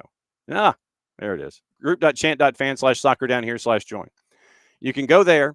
You can get all the things, get all the discounts. O'Sullivan's, a lot of bars north of the Nat line here in the state of Georgia. You get discounts at places like Tire Plus at one branch, Lloyd's Soccer Shop at one branch. You've got the Moxie Hotel in Midtown. There's discounts there, different discounts at O'Sullivan's in Decatur. And you can also, if you want to go to Costa Rica and you go to a resort, you can get a percentage off with a code if you are a Fanatico. In the El Castillo San Ramon, the Chateau Arenal. So if you ever wanted to go see Alajuelense, you want to go see Saprissa, you want to go see Herediano, you want to go stay at this resort, you want to go see the CONCACAF Hemispheric Extravaganza, you can do it. You get a discount if you're a Fanatico right there at group.chant.fan/soccerdownhere/join. Then also, let's see, Grady Baby. Don't forget, the Soccer is Just Better in Atlanta gear. Hats and t-shirts. It's a t-shirt, sweatshirt. And it is red or black, golden boss lettering, SDH logo on one sleeve, the Grady Baby logo on the other sleeve. And if you go through Grady Baby to get your gear, then you help out middle school soccer programs attached to the Atlanta Public School Service, Atlanta Public School System, with the part of our Soccer for Good campaign there in 2025. A lot of great stuff going on with us, and this just beginning, and we couldn't do it without you. So thanks for all of the things that you do when it comes to everything here at SDH. All right, so that's that. All right, so let me get into the twos. And we have sound from Jose Silva, and we have sound from Ronan Wynne to get you ready for the weekend when it comes to Atlanta United 2 and Crown Legacy. Yesterday, and like I said, if we have a pregame show, you'll be hearing these interviews there as well. So here's your sneak preview. Jose Silva, we caught up with him yesterday, and here's the conversation that we had getting ready for Crown Legacy, coming out of the match that was a rough one against Carolina Core. Here's the conversation that we had with Jose Silva getting ready for the weekend for Atlanta United 2 and MLS Next Pro. Carolina Core is always an odd place to play. I can't put my finger on it, but going to Truist Point, it's just always weird things happen when you go and play Core. Can you put your finger on why it's such a wild environment when you go and play there for the twos? Yes, I mean the stadium have a good environment. I think it was 3,000, 4,000 people. The team is the same roster last year, play the same 3-4-3. They kind of main marking orientation fulfill. They are older. That means that physically they are stronger. and they create, if you are not smart enough, like we weren't, they can create some troubles, and they created 2 and 4 times. The 2 goals that were scored by Atlanta United 2. One, the first goal, I can't remember short of maybe a highlight reel from, Central America or South America in the 80s. The last time I might have seen a backheel scorpion kick to a far post. Did you have time to sit there? I mean, what was your reaction and everybody on the bench when that moment happened, a moment of brilliance there and just imagination for Patrick? I mean, that is that's what soccer has, and sometimes they have this magic moment. I'm not going to lie to you. When I saw Patrick jumping in that way, I was thinking in my mind, what are you doing? When I saw that he hit the ball and was direction to the goal, I say, this cannot be real. When I see the goal in the net, I say, this is even more unreal. When was the last time? Have you ever been on the field for something like that? Oof, I don't know. I think that is probably the biggest goal that I saw in my life. And in the context of the game, Atlanta United goes out early, Core comes back, and then you fight to 2-2. And for Santi to get a moment like he had, it's another element in his growth in confidence at that level. What was it like to see him kind of visualize the idea, take advantage of what was called for the set piece, and then have that moment of confidence that he can carry with him for the rest of the season? Yeah, I mean, we are really happy with the progression that Santi have. He arrived this year to the academy and to the second team. He is in the 18s, and in the beginning have like a little moment of adaptation, but that is normal. It's from a kid that is 17 years old, and now, I mean, you see all the talent that he has, and he has a bigger ceiling than he can achieve if he continue working in this way. Crown Legacy coming up, and you're going to Matthews. The last time the two of you played, it was that really tight 1-0 grinder at the Fraction, but that started the win streak where you go winning 3 of 4 to get you through August to get you where you are right now. What else sticks in your mind about that match that was kind of the first step in this push to get into the playoffs? I remember from that game, it's like we didn't start really good. We have a couple of guys from the first team, like Luke Brennan, I think, in that moment, Efrain Morales playing for us. First half, it was like a little bit inconsistent. I think second half, when they scored the goal, we saw our best momentum is when we went 3-4-3, and I think the team controlled the game really good when Cooper Sanchez went to the game. We have a couple of chances and we should have scored, and I think at the end we have like a really clear for the 2-1, but it couldn't be. Hopefully this time is the moment. And they don't have anything to play for. They're eliminated from the playoffs, but at the same time, you've always thought they were one of the toughest teams in the conference. Yes, they are. They have so much talent with Manuel, Koulibaly, the 2 center back. Even they have young guys like Nilis that come from the first team. It's going to be a tough game because we cannot relax. I know that they could be eliminated, but that could hurt their pride, and they could come like with everything for this game.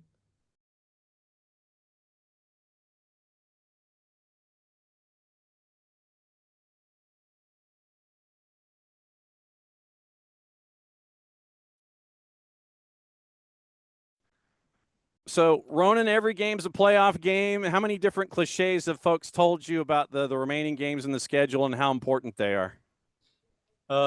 Yeah, I mean, I think not even just the ball, but the last. I think the first time that was said was with 10 games to go. So we've had that mentality. We weren't really executing at the start of those 10 games, but I think in the last 4 or 5. We've really understood the importance, and that's why we've been getting these victories. So hopefully, these last 4 are going to be the most crucial.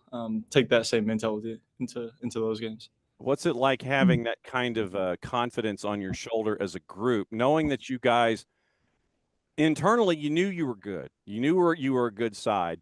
Now you have the confidence of winning and chasing after a playoff spot added to that confidence. What's it like to have that extra little bit with you walking into a game day?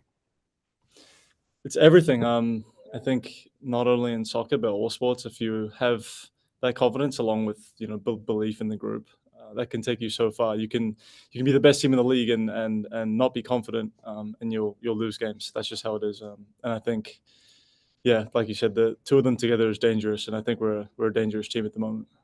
Last time out against Core, it was a back and forth, and we were talking to Jose, and it's a bit of an odd duck going to Truist Point. It's a wild, weird environment. You have the two golazos that were there. It goes 2-2, ends up 4-2 on the negative side. What were some of the things that you learned about yourselves in that environment to get you ready for Crown Legacy? I think we went into the game a little bit afraid, maybe. There were 3,500 people there, a men's team. We'd played them before.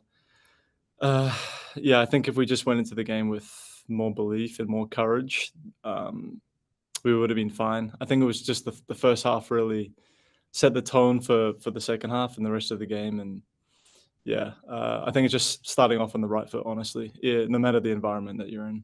And you're going to Matthews to take on Crown Legacy. And last time you played, it was a 1-0 grinder at Fifth Third.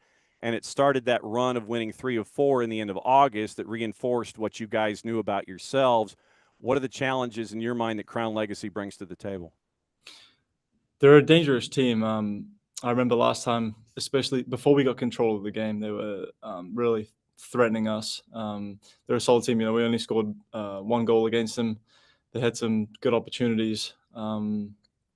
Just sticking to the game plan.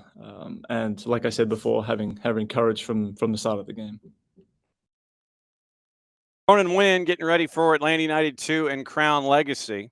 And it's going to be big matchup on Saturday. Once again, when we know like air times and things like that, then we'll let you know.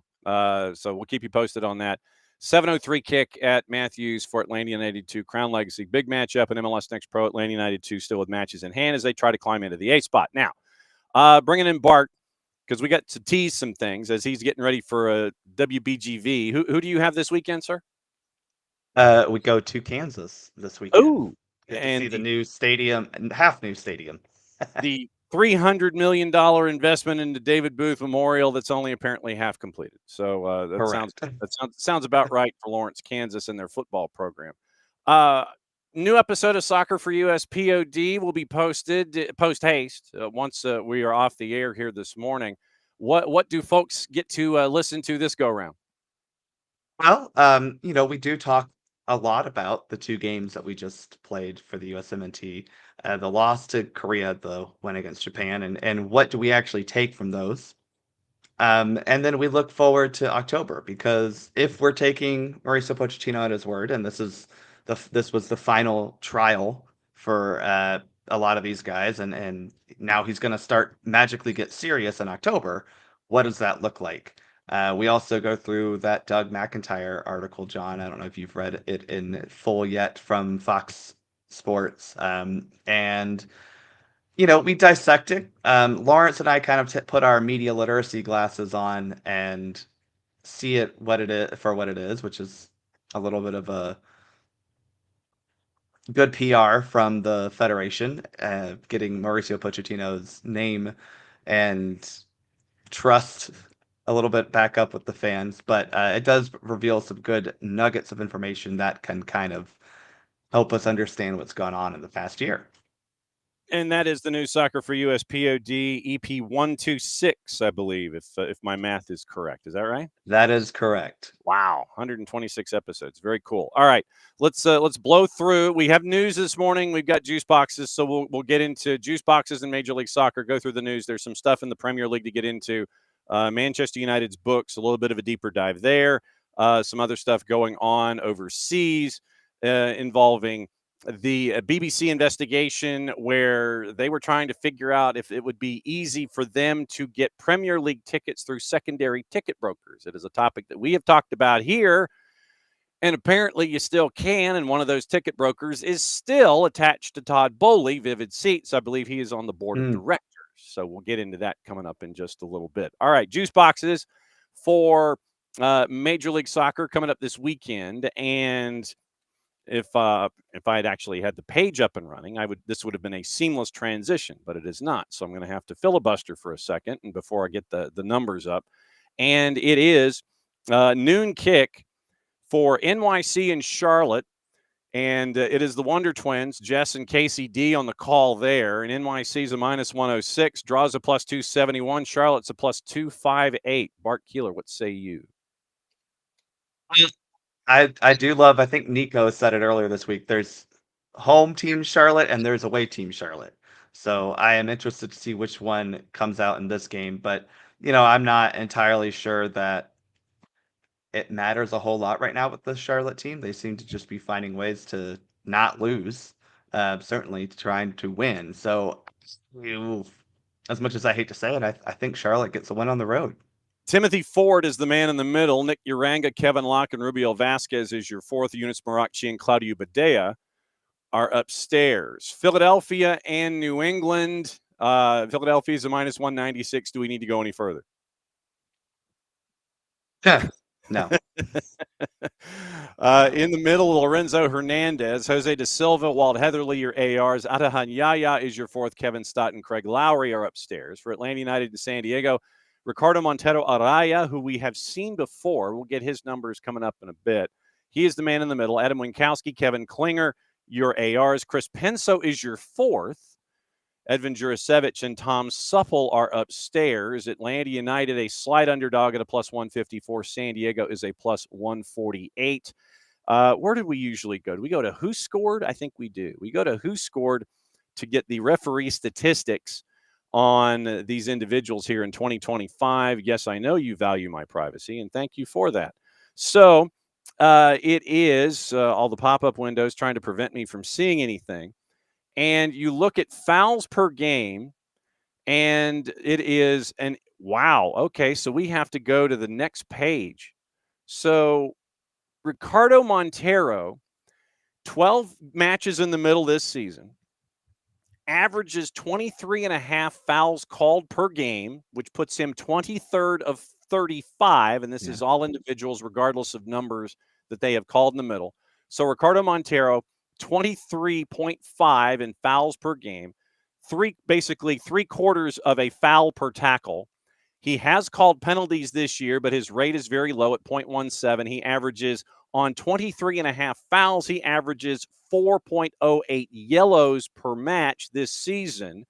And when it comes to the 49 yellow cards that he has called, if we were to go to the top, I need page 1, people. It's like I need first page. I don't need the full thing. But so if you were to go, then he would be in line with his numbers pretty much.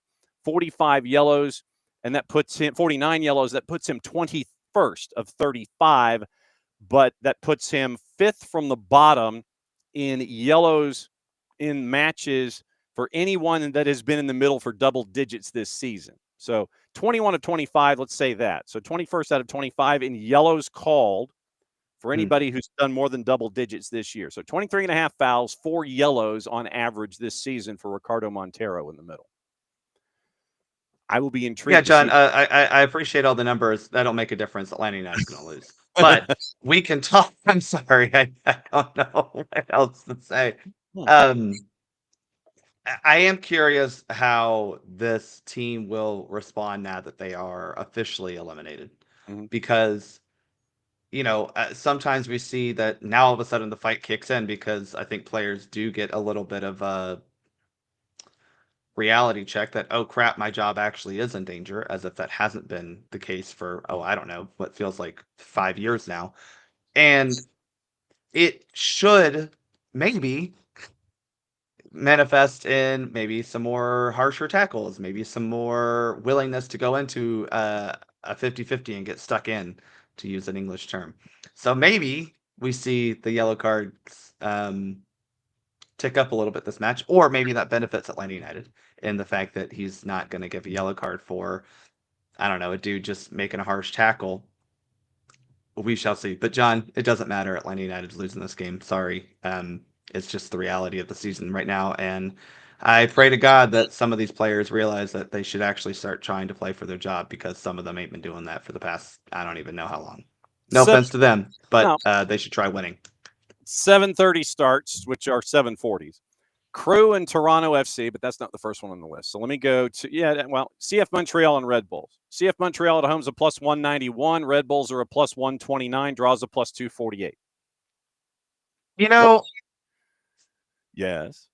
it's not like Red Bulls are great this year.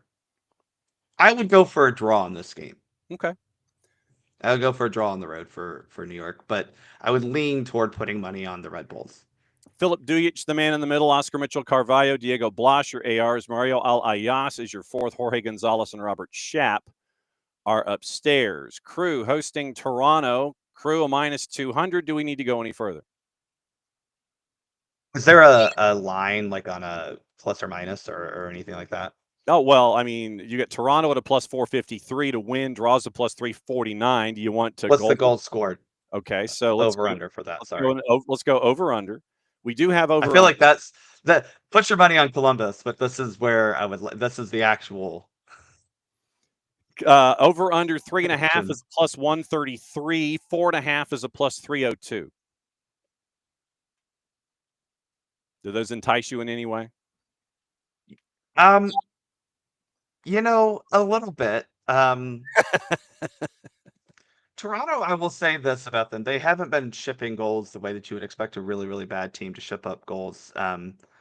They actually have conceded less than Atlanta and DC. So that's pretty.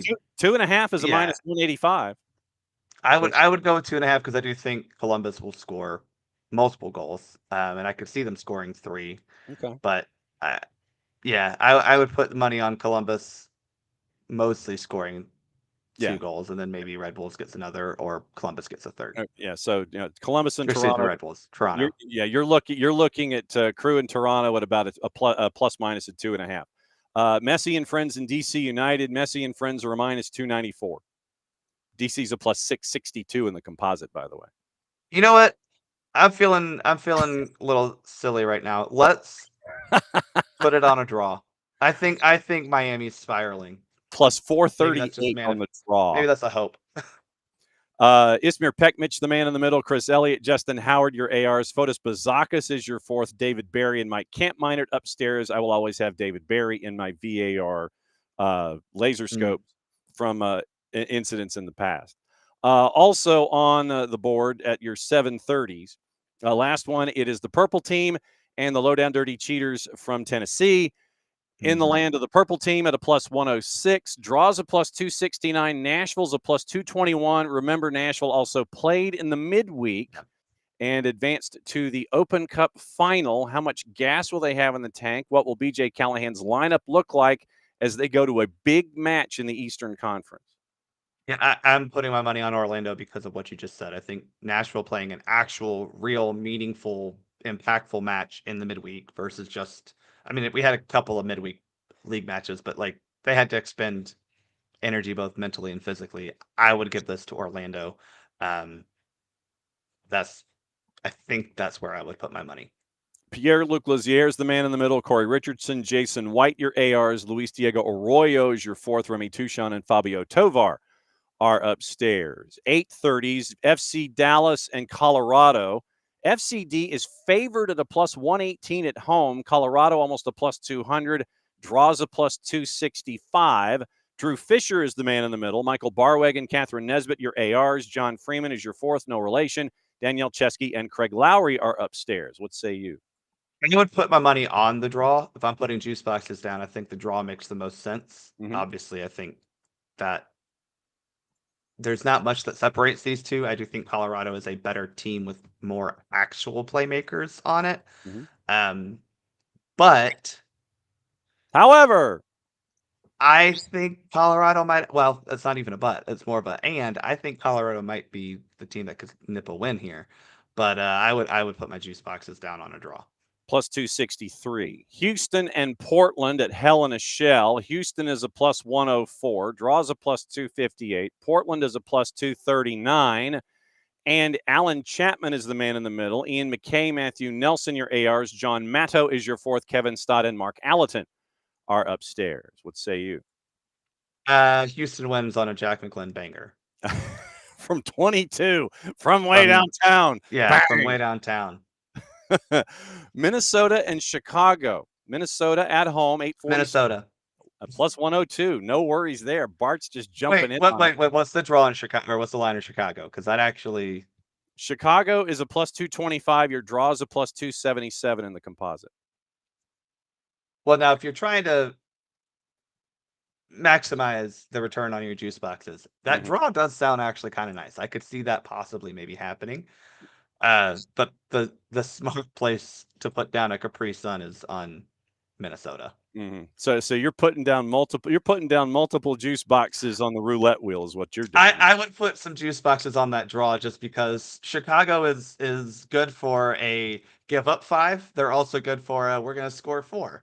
They're kind of a little bit of a Jekyll and Hyde team this year, in my opinion. But Minnesota's the better team, so they're probably going to win. But if you want to maybe cover yourself, you can put a little bit on that draw and go, let's see what happens.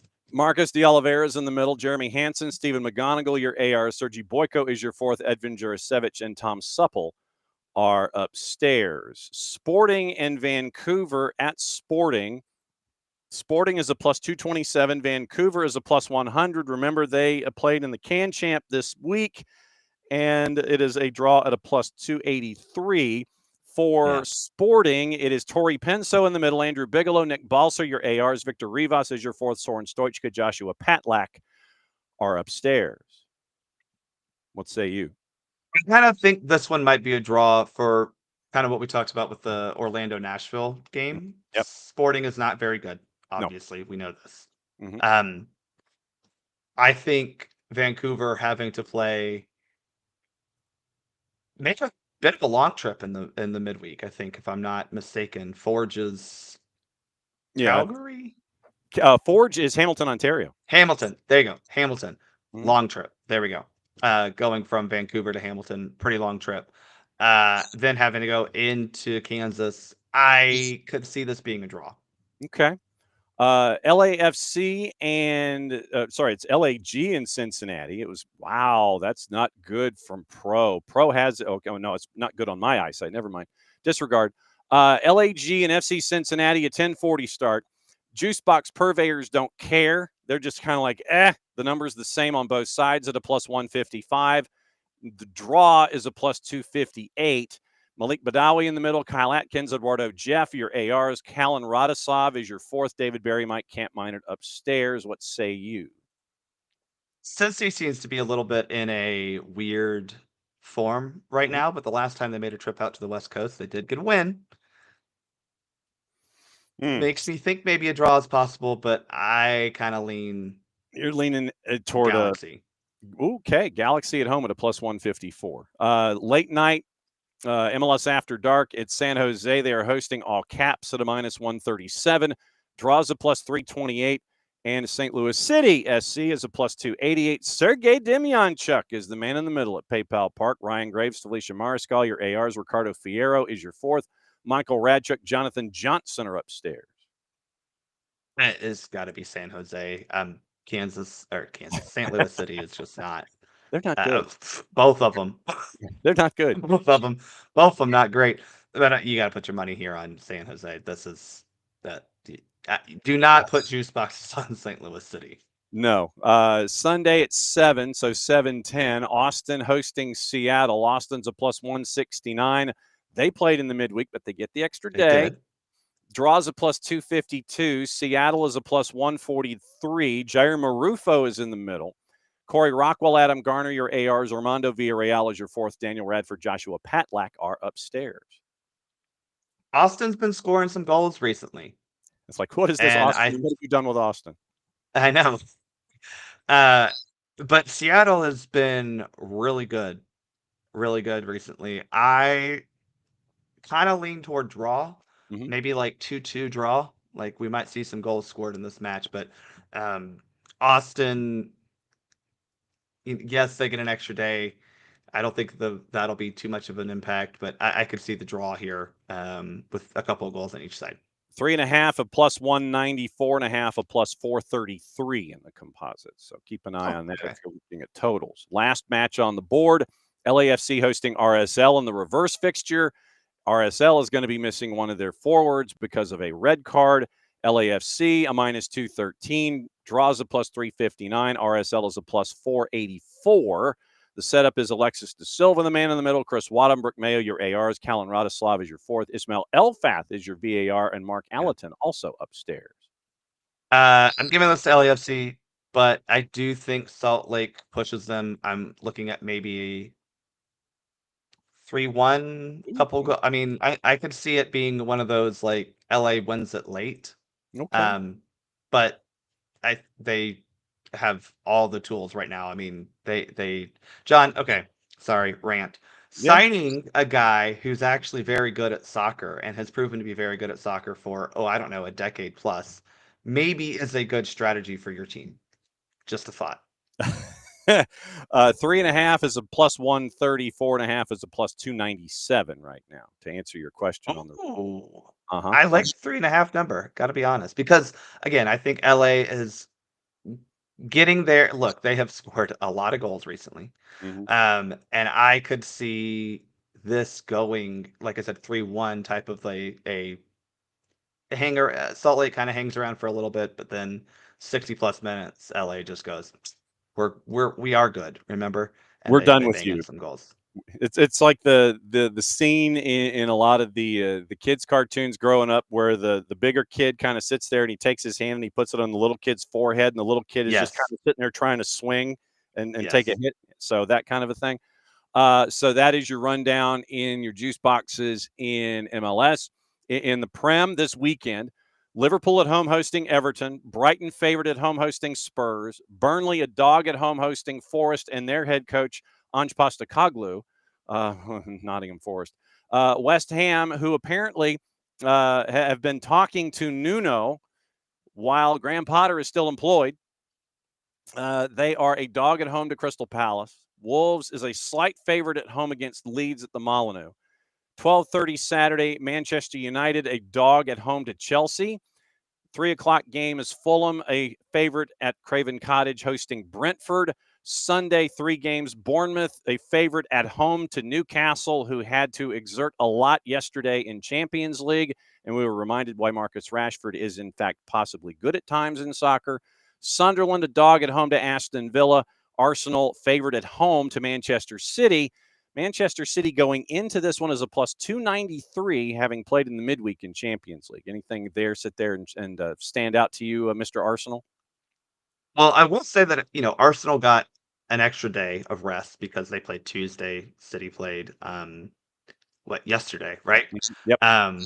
So that is 2 extra days of rest, if I'm counting correctly. I didn't go to school for math.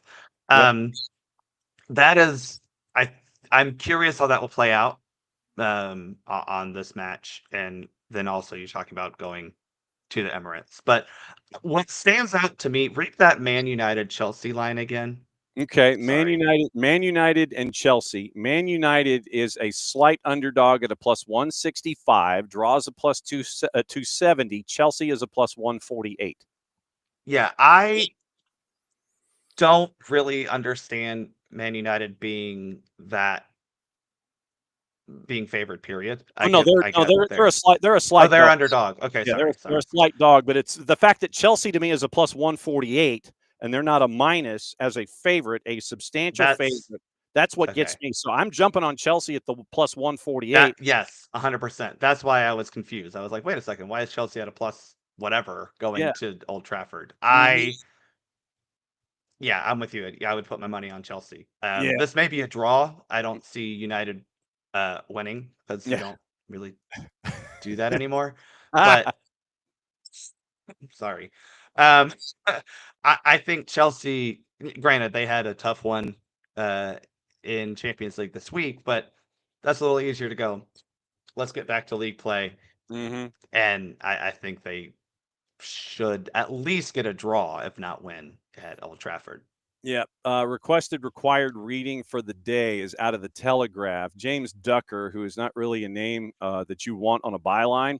Headline, Sir Jim Ratcliffe's bust by Christmas claim dissected after the £36 million jobs cull is revealed. Club reduced expenses by culling 400 jobs despite paying out large amounts of compensation and also posting record revenue. So requested required reading for the day is the James Ducker article at the Telegraph breaking down the financials that came out yesterday involving Manchester United. So there it is at the Telegraph. So when Ducker is one of the bylines, that's not necessarily a byline that you want. So Telegraph right there, breaking everything down when it comes to Manchester City. Arsenal, by the way, have a boardroom shakeup as Tim Lewis, executive vice chair, is departing after 17 years. Richard Garlick has been promoted to CEO, and the film producer and director Ben Winston joins the board. So leaving his position as executive vice chair, supporter of FFP in the Premier League, someone who advocated the blocking of takeovers linked to nation states.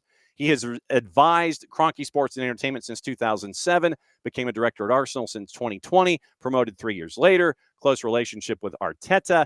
Timing is seen as a surprise given his involvement in their summer recruitment, along with Andrea Berta, the sporting director, and Arteta. He was key to signing Eberechi Eze from Crystal Palace. So Tim Lewis leaving after 17 years, the front office administration at Arsenal. So very, very interesting there. You mentioned Manchester United, by the way. Can't go anywhere without this. Ruben Amorim retains Jim Ratcliffe's backing after fresh Manchester United talks. And our buddy Ben Jacobs actually had a little bit of this in his timeline this morning. So let me get into Ben Jacobs' greatest hits. Let me see if I can find his blurb on what he said. Amorim has, although UCL qualification is not the football or budgeted target following the planned meeting between Amorim and Sir Jim Ratcliffe. Amorim quoted as saying he offered me a new contract. He was joking. He said, no, it was normal things just to show support and explain it's a long season. Amorim confirms Matheus Cunha, Mason Mount, both available to face Chelsea. Cunha has been working with a private trainer to get back faster than first expected, pushing hard to get back. And so Cunha and a personal trainer are apparently getting him very, very close to getting back into the lineup. Enzo Maresca at his Friday press conference said Raheem Sterling and Axel Disasi don't have a hard life despite being first-team outcasts. Quoting Maresca, my father is 75 years old and has been a fisherman for 50 years. This is a hard life, not being a player, the way we work. And PFA chief Maheta Malongo has personally intervened to ensure Raheem Sterling and Disasi are given optimal training conditions ahead of likely Chelsea exits in January. Ben was told the PFA are satisfied after talks with Chelsea, but will monitor the situation because they were kind of put off to the side. And it's like, nah, you go over there. You go work out over there. So that's the rundown of some of the greatest news and hits and everything going on. But a big shakeup in your front office. News. Oh, you do? Mm-hmm. All right. Well, then hang on. Let me do this. If we're going to do breaking news.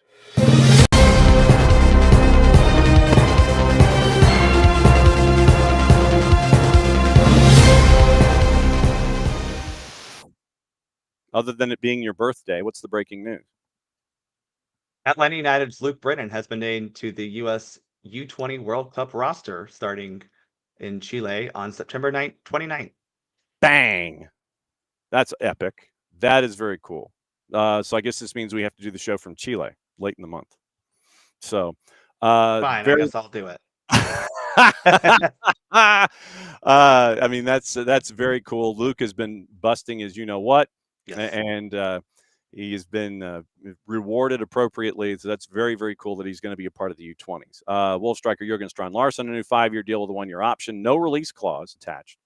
And so that is the latest there. I'm trying to sit there and see if there's any other piece of news that I might have missed. Russell Martin clinging on at Rangers, received support from Celtic counterpart Brendan Rodgers, of course.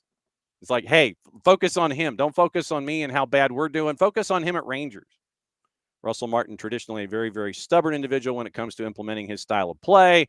And so nothing like your biggest opponent sitting there going, that dude, I give him my support. Why? Well, because we're beating him. That way we continue to beat him. He stays there. Literally. Newcastle's going to be. Jared's not here, but I have a question, John. I'll see if I have an answer.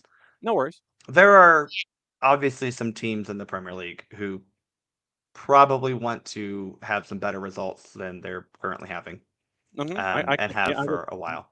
I would understand that, yes. When does Brendan Rodgers get his next chance in the Premier League? And this is probably a Jarrett Smith question, and I know that would hurt him, but He's been just camped out there in Glasgow and doing quite well. So I'm just curious if that comes. Yeah, he might have been doing quite well, but not well enough. And I think that Jared is like, yeah, Yeah. go find another gig, dude. Go find another Well, gig. and that's kind of what I'm thinking, right? Is his time there kind of not Mm. look, I think in all sports, managers, coaches, whatever, you reach a point where Mm-hmm. things get to either stagnant Mhm. or negative just because Mhm. I think time does that. I'm just Mhm. curious. Mm-hmm. Oh, I'm sure that Jared would be like, nah, don't let it hit you in the butt on the way out. That would be what I would be staring at. Women's Champions League draw. You have the new phase that is attached. Chelsea gets Barca, and Arsenal get Bayern. Manchester United play Lyon in the 18 team league. So it's Yeah. it is a new system starting in October. 2 rounds in October, 2 rounds in November, one at 9 and 10, and then concluding on December 17. All 18 teams play simultaneously. Still waiting on word for the fixtures and things like that. But United, who are in the lowest seeded pot, get Lyon. Former winners Wolfsburg and Juve among their 6 opponents also get a reunion with Mary Earps when they host PSG.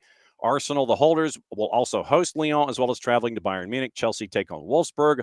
Barca, home fixture against Bayern. Lyon get Wolfsburg, St. Pölten, and Atletico de Madrid.